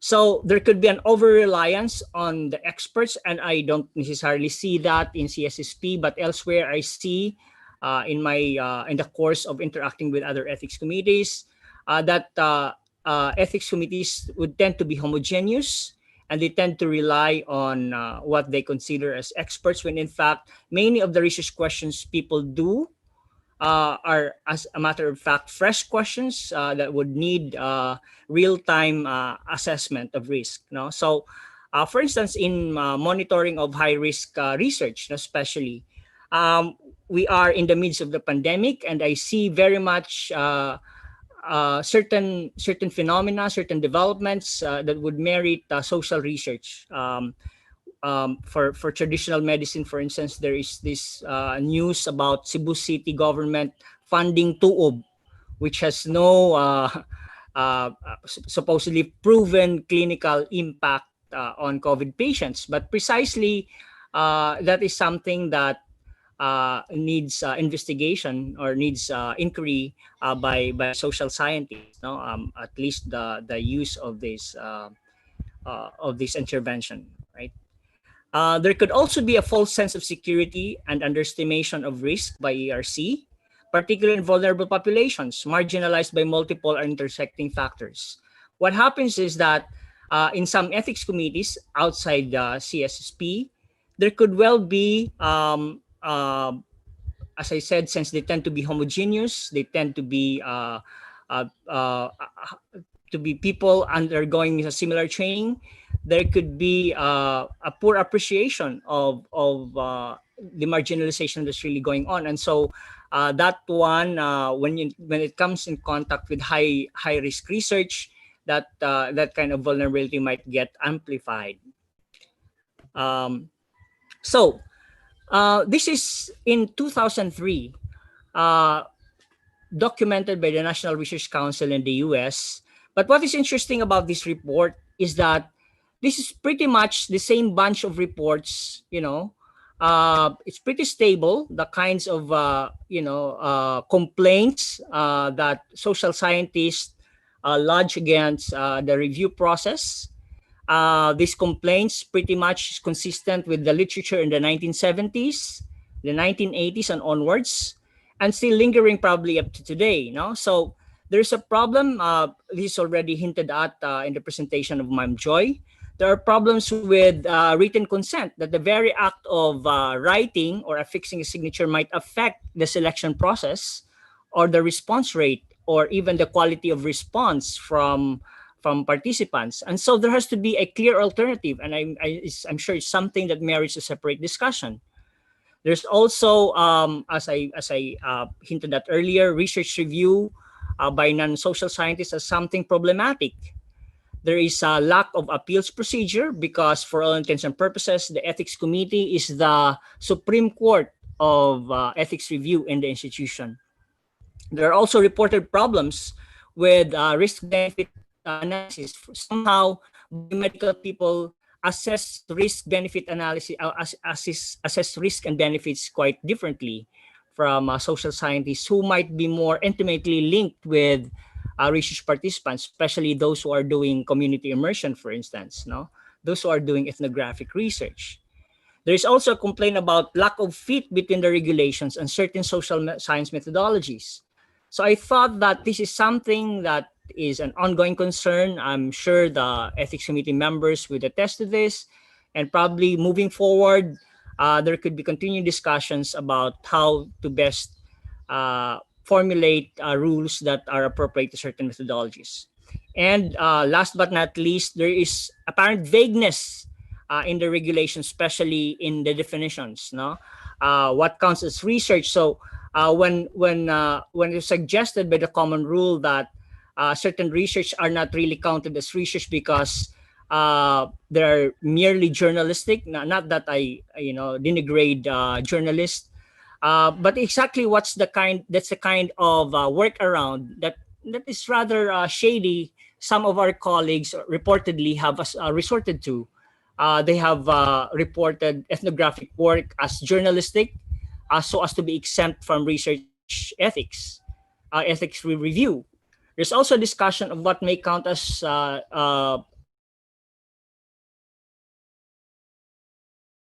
this because research is really about knowledge and not necessarily generalizable knowledge. And this is something that knowledge generation is something that is really at the core of academic activity, whether at CSSP or elsewhere.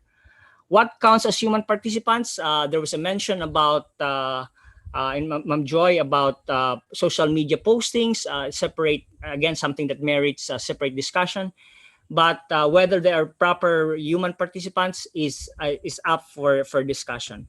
So to end my brief reaction is to have this guarded optimism. I have this guarded optimism that, as a matter of fact, we have in going about the review process, we are able to proceed, not without difficulties, of course, via training, by orientation meetings, and I think this is something that has to be integral in the recruitment of our students, especially graduate students, about routing this via thesis advisors, and more importantly, integrating research ethics in our methods courses. A decent methods course these days in the social sciences would include a section on research ethics, and I suppose this is something that has to be placed front and center as well. There is a review being more sensitive to social research, and thank goodness we have social research. And as you know, just to put this in perspective, in the University of the Philippines, Diliman, you see emergence of ethics committees. The College of Home Economics establishing one. Sports science, CHK is putting up another, and probably other colleges are doing this as well. So there is also a grade to, need to reinforce accountability and better governance. We see this in the way we establish ethics committees and the way we put ourselves up for scrutiny by the larger public. There is a need for greater appreciation of risk in social research, because many of the uh, social research we have are really minimal in risk exposure. And of course, a greater discussion on the clarity in the rules and definitions involved in uh, in the regulation of social research. So this ends my reaction. I really thank UPPI, Ma'am Joy, for taking on the task, and team, of course, taking on the task of leading the CSSP ethics, the revival of CSSP Ethics Committee. Maraming salamat po sa lahat. Thank you very much, Professor Peter C., for the enlightening remarks. I'm afraid we might exceed the scheduled time. We would appreciate it if you will all stay with us. Thank you. Again, to our audience, we're collecting your questions for the open forum, which is coming right after our second reactor.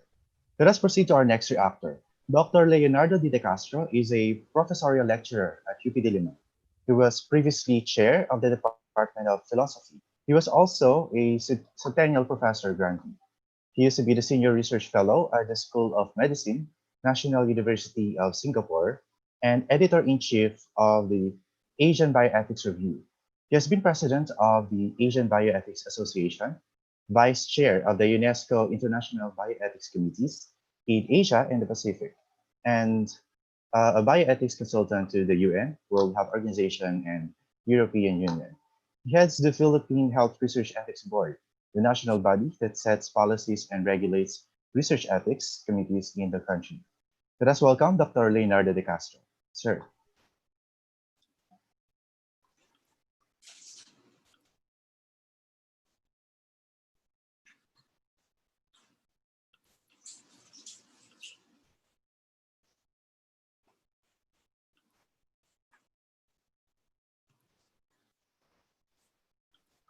Dr. De Castro. Yeah.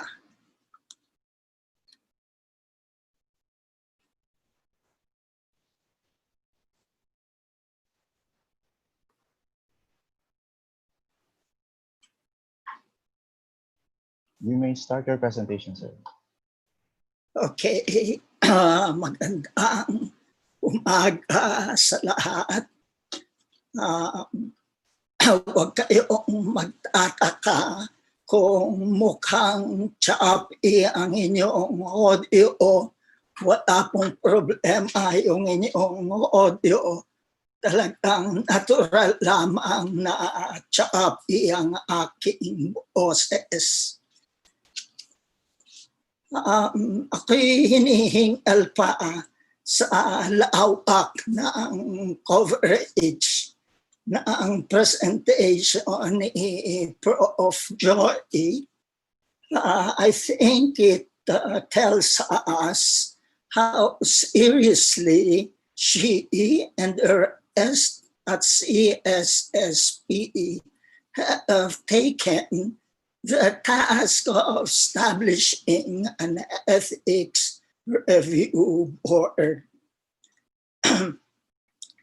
I would like to begin this presentation by saying a bit about Sun Si Miao on the topic of the superior physician.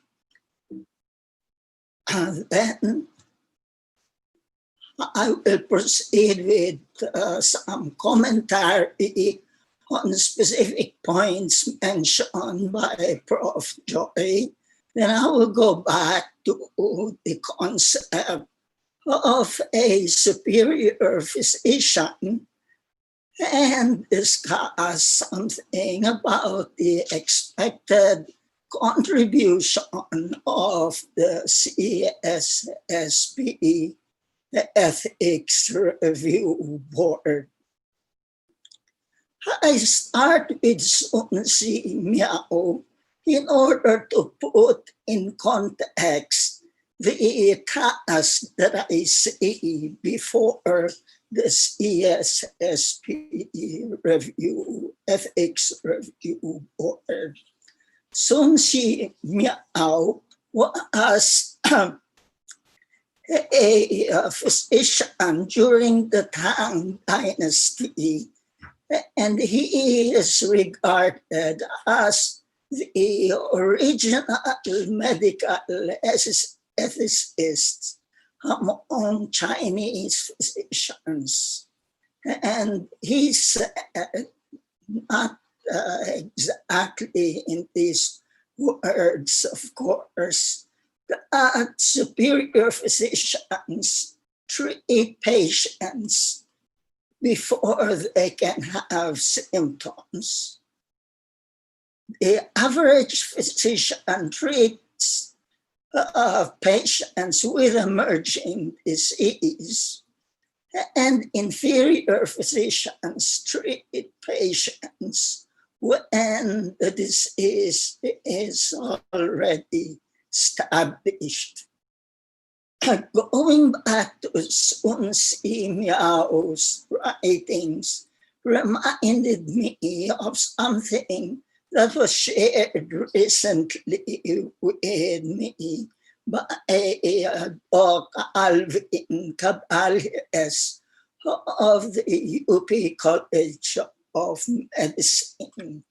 It is a short piece by Berwick about moral determinants of health, where he says that most hospitals and physician offices are repair shops trying to correct the damage of social determinants of health.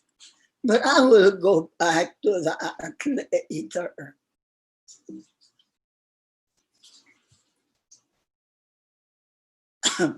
So let me comment on a few points taken up earlier by Prof. Joy. And this one slide about what is not considered research for the purposes of ethics review. At kasama rito yung mga scholarly and journalistic activities, at kasama rin dito yung collecting materials about oral history, etc. Pero ang naalala ko dito, noong kami nagkaroon ng workshops sa CSSP, ang isang napag-usapan ay tungkol sa privacy in the matter of historical research. Paano ang tanong ng isa, kung ang aking research ay may kinalaan sa isang prominent family at itong prominent family na ito lumilitaw sa aking research was engaged in criminal activity during a certain period. Ang pagkakakilala dun sa tao ngayon, siya ay prominente, siya ay mahusay na tao. Ngayon ako ay maglalabas na ang mga materyales na magpapakita na hindi naman pala ganoon kaganda ang kanyang karakter. Ito ba ay kailangan ng informed consent? Sino ang mag-consent? Patay na yung tao. Yun ba ang kanyang mga kamag-anak? Pero hindi naman yung mga kamag-anak ang aking nire-research. Okay, ipagpatuloy pa natin. Not considered research, public health surveillance activities. Ang pagkakaintindi natin, no ethics review of research as such. But some of these surveillance activities may need public health ethics review because there can be potential harm to individuals or even to entire communities, especially those with long-standing vulnerabilities. And this is particularly pertinent to some of the research that may be conducted now on populations and communities affected by the current pandemic. Meron ding slide na nagsasabi, review is exempt pagka-taste and food quality evaluation and consumer acceptance studies. Pero maraming mga publications ngayon ay nagre-require na ang mga authors ay magpakita na ang katunayan na ang kanilang research underwent ethics review. So kahit na sa tingin natin hindi na kailangan ang ethics review, meron pa rin kailangan gawin ang mga ethics review boards. At kahit na dun sa mga taste tests lamang, we have to know that some participants may be allergic to very safe, in quotes, food ingredients. So, kailangan din ng pag-iingat. Hindi ko naman gustong sabihin na kailangan talaga ng full review. Siguro ang pertinent dito ay isang distinction na dapat nating pansinin between the regulatory function of ethics review boards and the advisory function.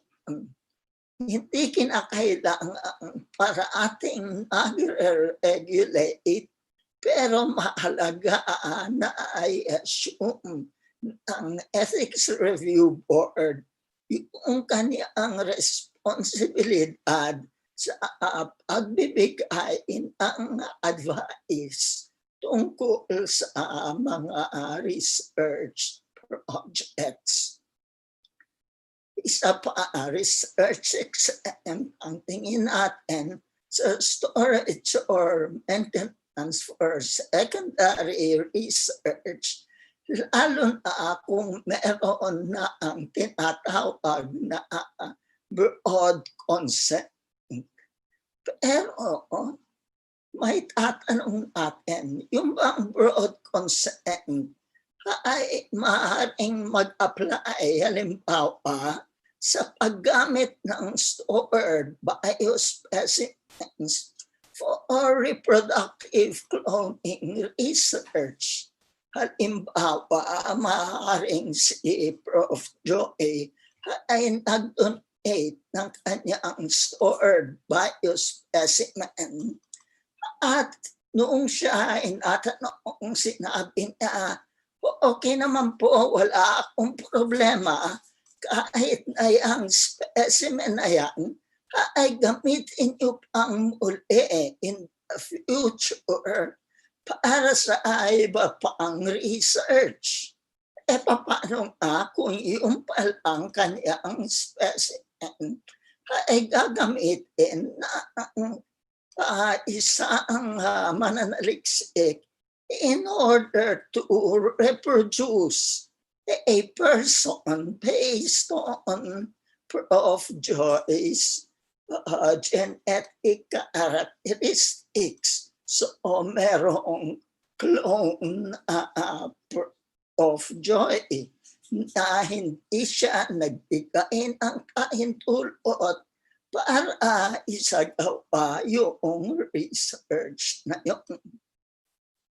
At maaari ding gamitin yung binigyan ng broad consent.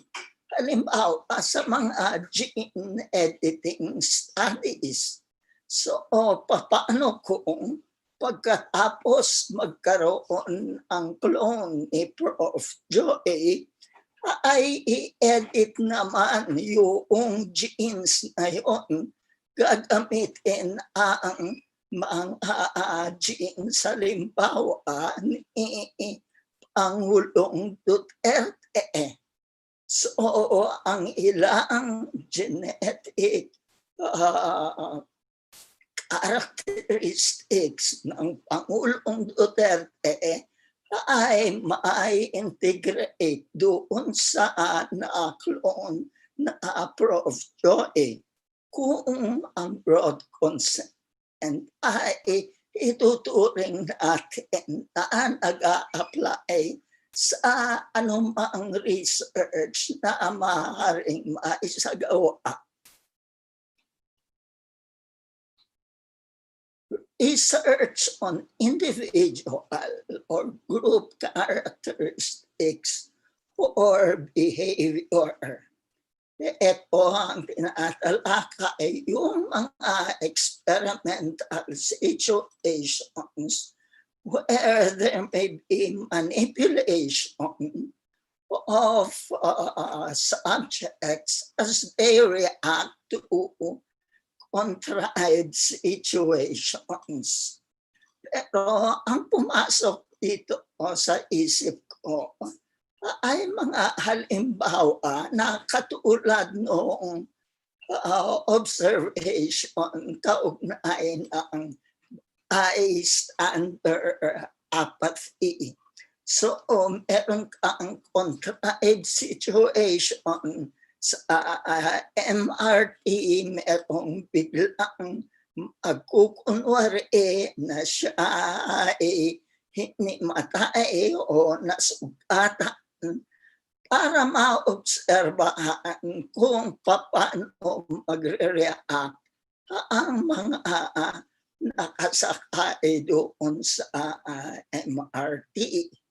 Merong mga maaaring himatayin din, merong maaaring hatakin sa puso dahil sa reaction nila doon sa contrived situation. And what about the vulnerabilities of children gusto nating protektahan ang mga bata at una, baka ang gusto nating tukuyin ay minors in general at hindi lang ang children.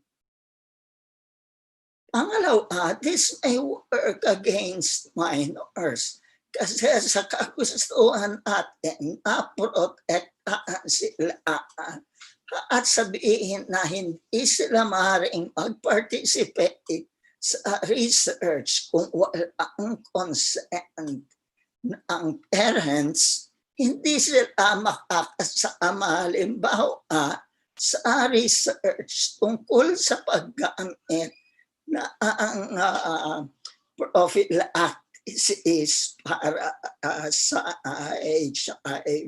HIV/AIDS. At kung hindi sila na-involved sa research, hindi natin mapapatunayan kung ano ang talagang magiging epekto nito sa kanila kung sila ay mga minors pa. At napakahalaga nito lalo na sa ating bansa dahil sa ang mga nagsasuffer dahil sa HIV/AIDS, yung mga bagong kaso, karamihan ay mga minors. So they will lose the opportunity to gain benefits from the findings of research that they cannot participate in. I-skip ko na ito. Napansin ko dito sa diagram na ito na walang ang panel para sa filosofiya. Pero bagamat alang-anin talaga ang status ng philosophy within the College of Social Sciences and Philosophy, sapagkat mahirap kilalanin ang filosofiya bilang isang social science, makikita natin siguro philosophy has grown into the College of Social Sciences and Philosophy, that it has in many ways become a social science discipline in itself.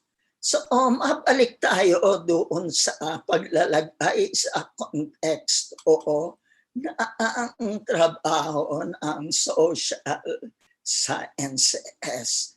At ang focus dito na gusto kong ibigay ay sa social determinants of health. Ito ang ilan, just to go briefly, ang ina-identify na social determinants of health. At ang mga social determinants na ito ay lahat may kinalaman sa specialisasyon ng social science. Gusto kong alalahanin yung sinasabi ni Sun Miao, superior physicians treat people before they can have symptoms. Ang hamon para sa social sciences ay may kinalaman sa pagtingin sa disease as a social phenomenon. Lalo na sa panahon ng social media, makikita natin kung paano ang diskusyon ay lumalawak sa internet. At kung titignan natin ang mga salitang Pilipino na ginagamit para sa disease, sakit at karamdaman, emphasize the social dimensions of disease. Ito ang dapat pagtuunan ng pansin at sa pamamagitan ng social science, makikita na o maaari natin mapaigting ang ating panggagamot at pananaliksik pag-unawa sa panggagamot. Ang health-related social science research ang ina-expect natin na maging focus ng CSSP Ethics Review Board. Ito ang hamon sa CSSP ngayon at malaking pasasalamat sa efforts na pinangunahan ni Prof. Joy upang maitaguyod ang papel na ito para sa CSSP Ethics Review Board. Magandang tanghali po. Thank you very much, Dr. De Castro. To moderate the open forum, may I now call on Dr. Elma P. Laguna, UPPI Assistant Professor and representative of the Philippine Population Association. Elma.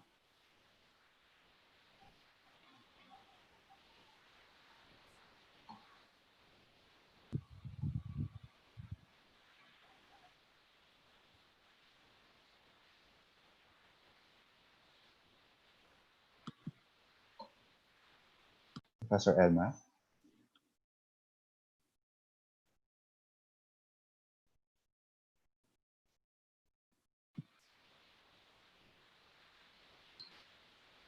Elma, I think your audio is muted.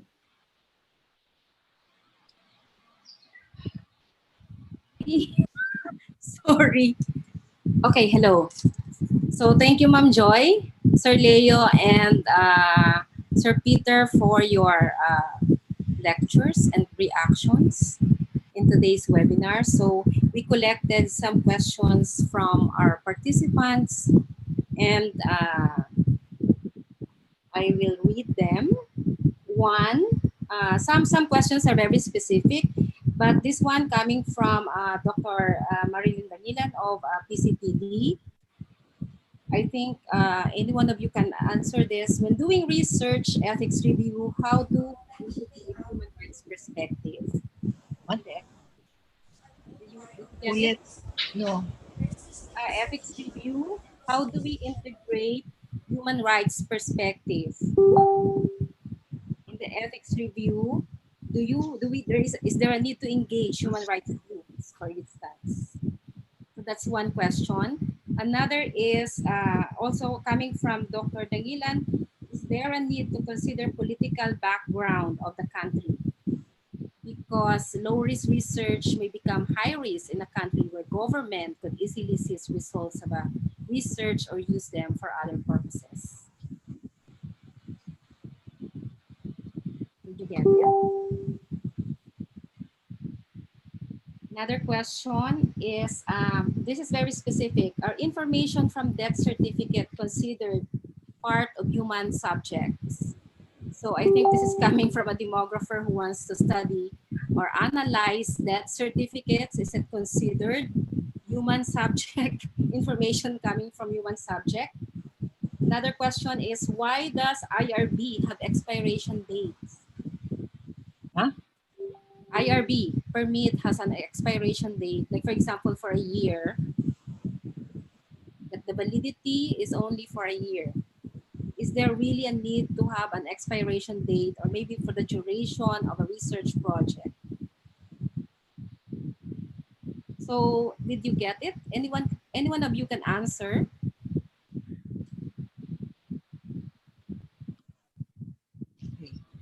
Okay. I will defer to Professor Leo because he has much more experience in the actual conduct of ethics review, and because he has been with this in this process for a very long time. So the human rights perspective, how do you incorporate that in ethics review? I think he's the best person to answer that. For us, for the inclusion of deaths, if we go by our definition, I suppose that that is not considered human participant because these are deceased people. So if they are properly anonymized, and then that can be considered, that can be allowed, I think. Parang, I know, alam ko, iniisip natin yun that dahil sa atin sa demography, we want to be able to analyze death certificates as part of our data on mortality. That is something that we have not been allowed to do from the very beginning. But if there are proper anonymization procedures, I don't see why not. Okay, thank you, Ma'am Joy. What about the expiration dates for IRB? Hindi ko din alam yan. Hindi ko din alam yan. Nag-expire pala. Sila Peter na lang silang may alam yan. At saka si Leo. Yes po. It's a practice to expire ethics review certificate for the purpose of you know periodic review. So you have a review, and the assumption is that when it expires, you're supposed to report to the ethics committee seeking renewal. Dr. Joseph Palis also shared that yes, that's the case in his experience, that the IRB lasted for a year and it is renewable every year. Okay, for the other question, Dr. De Castro, about engagement with human rights group or the integration of human rights perspective in ethics review. Okay. Napakahalaga na maipasok ang human rights perspective sa pagsasagawa ng ethics review. Pero ang application ng human rights, actually hindi mo usually dun sa ethics review makikita kung hindi mismo dun sa pag-i-implement ng research. Hindi ko naman sinasabi na walang kinalaman at all dun sa ethics review. Ang isang observation na tungkol sa mga principles na ginagamit para sa pagre-review is that usually they are so focused on the Western Georgetown principles of ethics, yung beneficence, maleficence, autonomy, and justice, na nawawala yung konsiderasyon para sa mga karapatan ng tao. So mahalaga na siguro umpisa pa lamang sa pag-upo ng mga guidelines na kasama doon sa mga values na meant to be upheld by ethics review are human rights. Now, I said, unfortunately, there is a gap between ethics review and implementation of research. So, katulad nga nung nabanggit ko na tungkol sa surveillance, meron akong nakita recently na proposals for COVID-19 surveillance sa African countries. Ewan ko kung may balak din na gawin dito sa atin.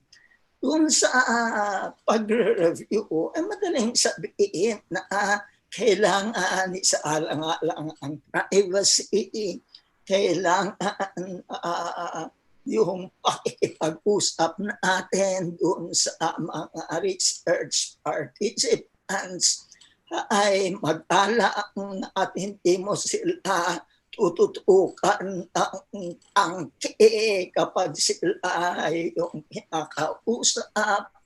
Lahat yun maaari mong ilagay dun sa condition ng approval ng ethics at ng research proposal. Pero pagdating dun sa implementation, maaring magbago yung pagtrato dun sa research participants. Unsa tinutukoy kong African surveillance studies, ang sinadjust na nakita ko ay magkaroon mismo ng dalawang bagay. Ang isa ay flow chart na may kasamang checklist para yung mga mag-implement merong very specific guidance. Anong sasabihin, etc. Ang pangalawa, meron mismong script.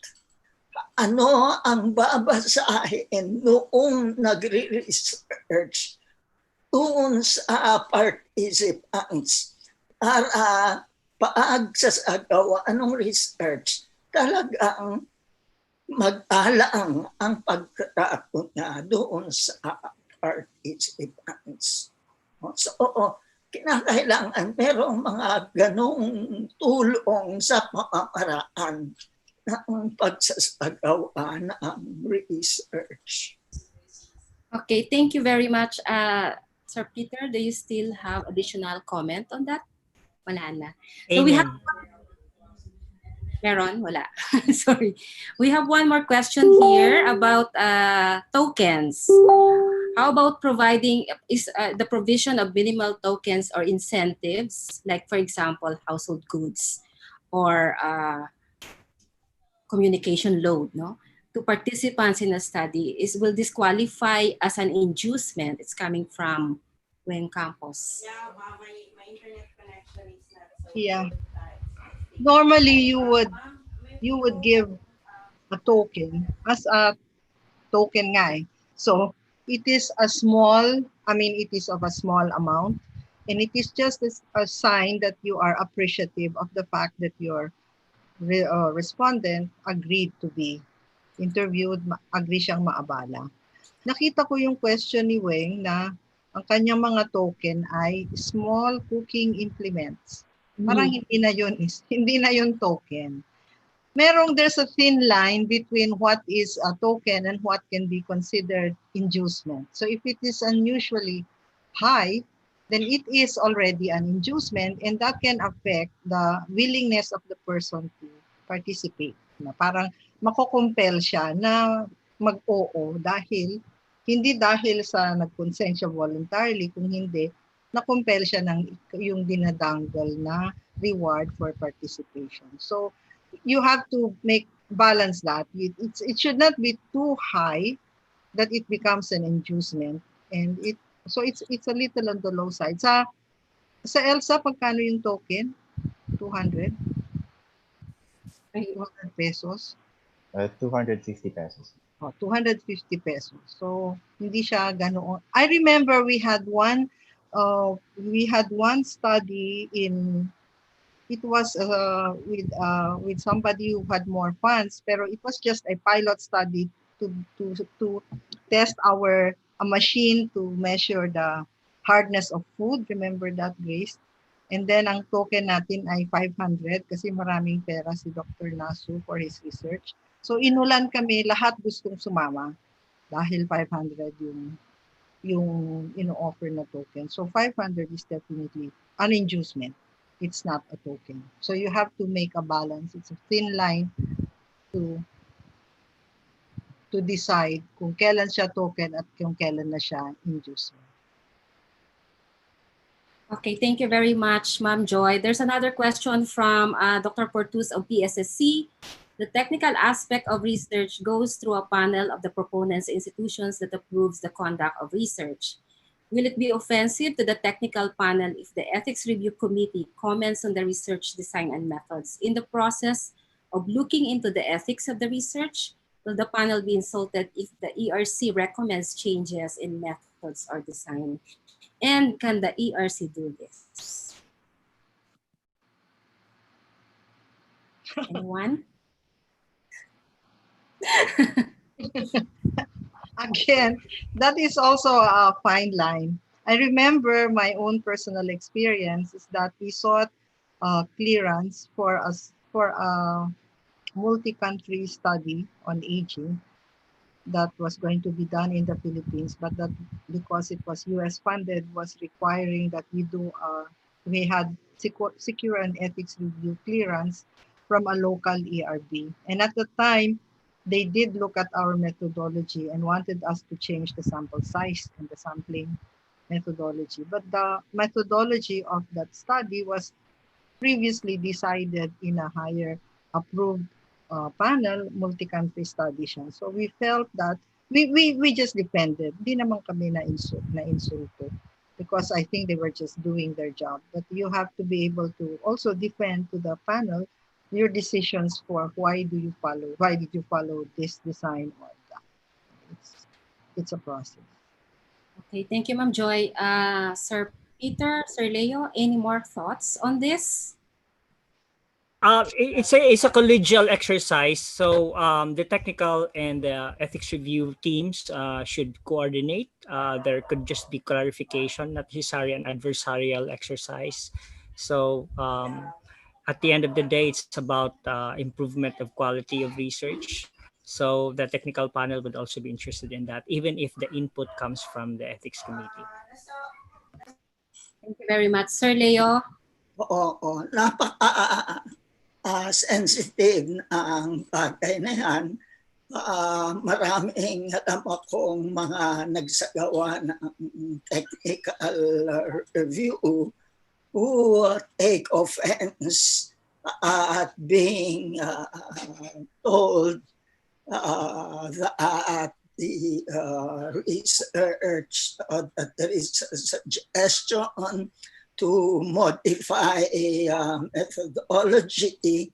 Pero ang advice na lang ay tingnan natin itong process as a process of peer review.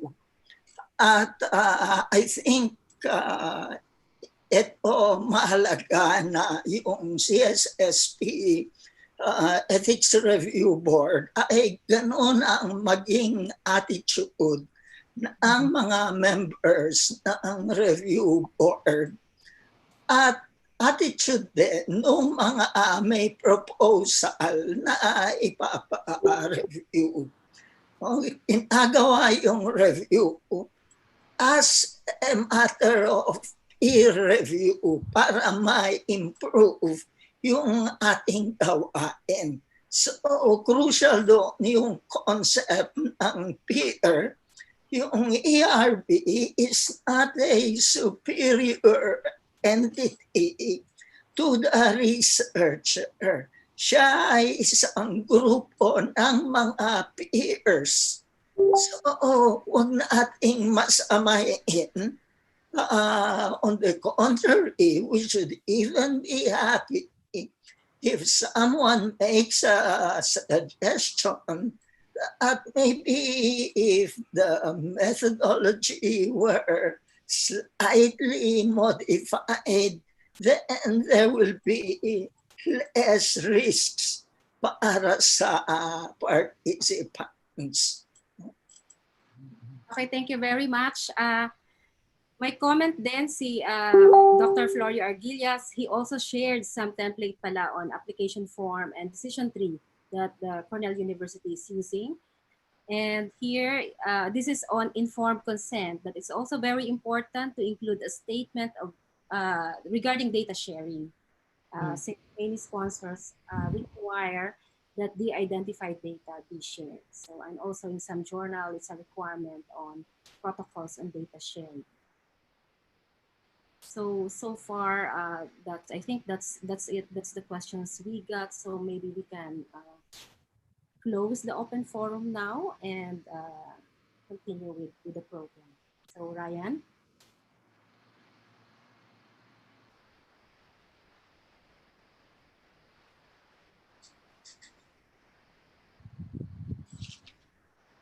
Okay, so thank you, Dr. Laguna. And thank you po for everyone for your questions and to the speakers for your responses. Before we close the webinar, we have a bit of a surprise for Dr. Natividad. Yes, ma'am. Here's a short video po we put together of some people who have some messages for her. Roll the clip.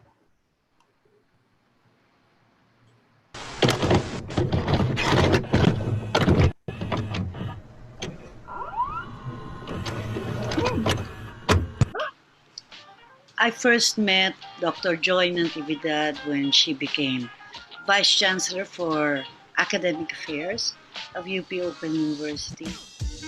She came in with very impressive credentials, Doctor of Science in Population and International Health from Harvard, an international scholar, would be attending her experts meeting kung saan all over the world, highly cited for her population studies, demography, and reproductive health at the time, yung mga research niya. Very impressive.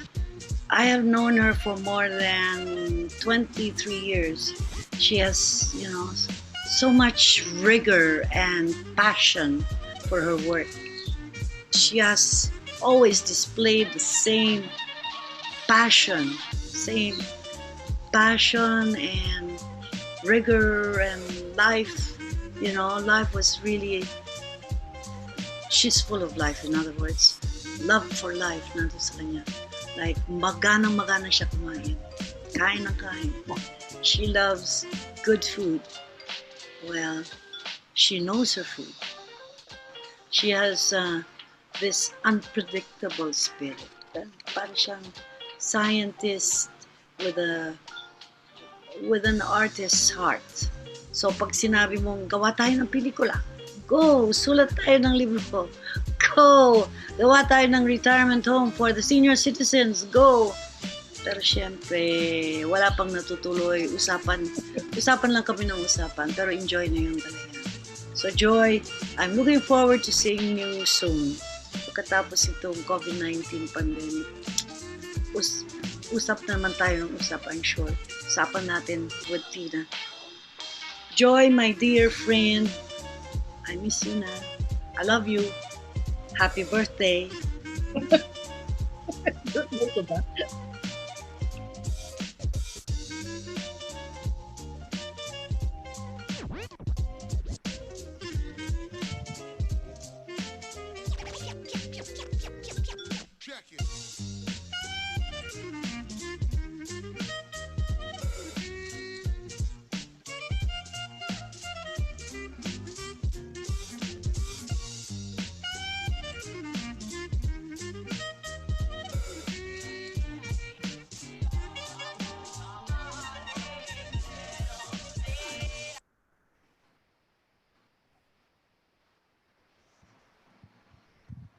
That's nice.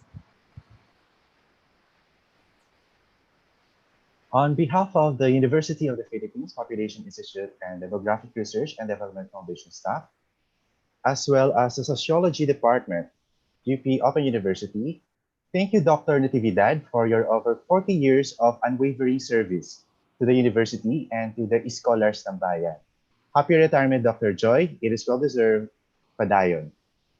To formally close this webinar, let us call on History Professor and former Dean of the College of Social Sciences and Philosophy, Dr. Maria Bernadette Elabrera, Professor Abrera, please. Okay. Thank you. Maraming salamat kay Dr. Joy Natividad at sa UP Population Institute for organizing this lecture, the first of the UPPI webinar series. It was very comprehensive, and using the CSSP experience, we were able to go beyond our own concerns because we all share the concern for ethics in research. Thank you to the partners of the Institute for this endeavor, the DRDF and the PPA. Thank you to the CSSP led by our very able OIC, Dr. Ruth Lusterio Rico, the members of the CEB, and the faculty and staff for the very warm and strong support to UPPI and our esteemed colleague, Dr. Joy Natividad.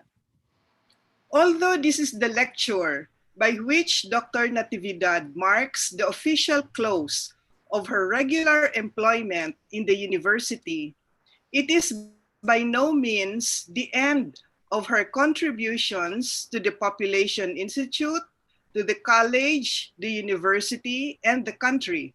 The value of her work, experience, and knowledge far exceeds the limits imposed by law. And besides, she is among the models we will look to when we say that among a person's most productive and satisfying years begin at retirement. The CSSP Research Ethics Committee would not have gained so much ground in such a short span of 2 years after revival, were it not for the deep involvement of Dr. Natividad in this area. We are greatly indebted to her and the CSSP Ethics Committee members and all her collaborators in the efforts at institutionalizing research ethics review in the college. We have seen two of them this morning as reactors, Professors Leo de Castro and Peter C. Let me also recognize the technical working group members, Professors Renato Manaloto, Riza K. Cases, and Diwa Malaya Quinones, who worked with Dr. Natividad to produce the draft of the standard operating procedures of the CSSP Research Ethics Board, with so many more colleagues in CSSP who continue to work silently towards the full institutionalization of an ethics review board in our college. We are confident that we are very near its full realization as identified by Joy as the next steps. We affirm our continued efforts to put in place an ethics review board because we in the social sciences and philosophy, first and most importantly, promote respect for our research participants and uphold their dignity as human beings.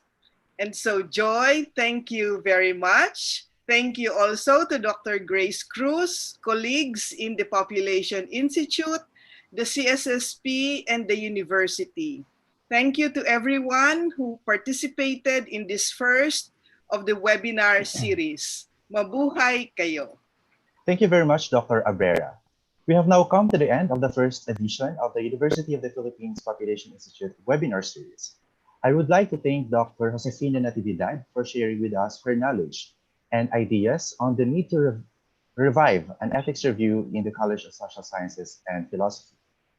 I am sure our audience, especially from the academic and research community, have gained a better appreciation of the importance of ethics review in social science research. With your permission, ma'am, we will make your presentation material publicly available.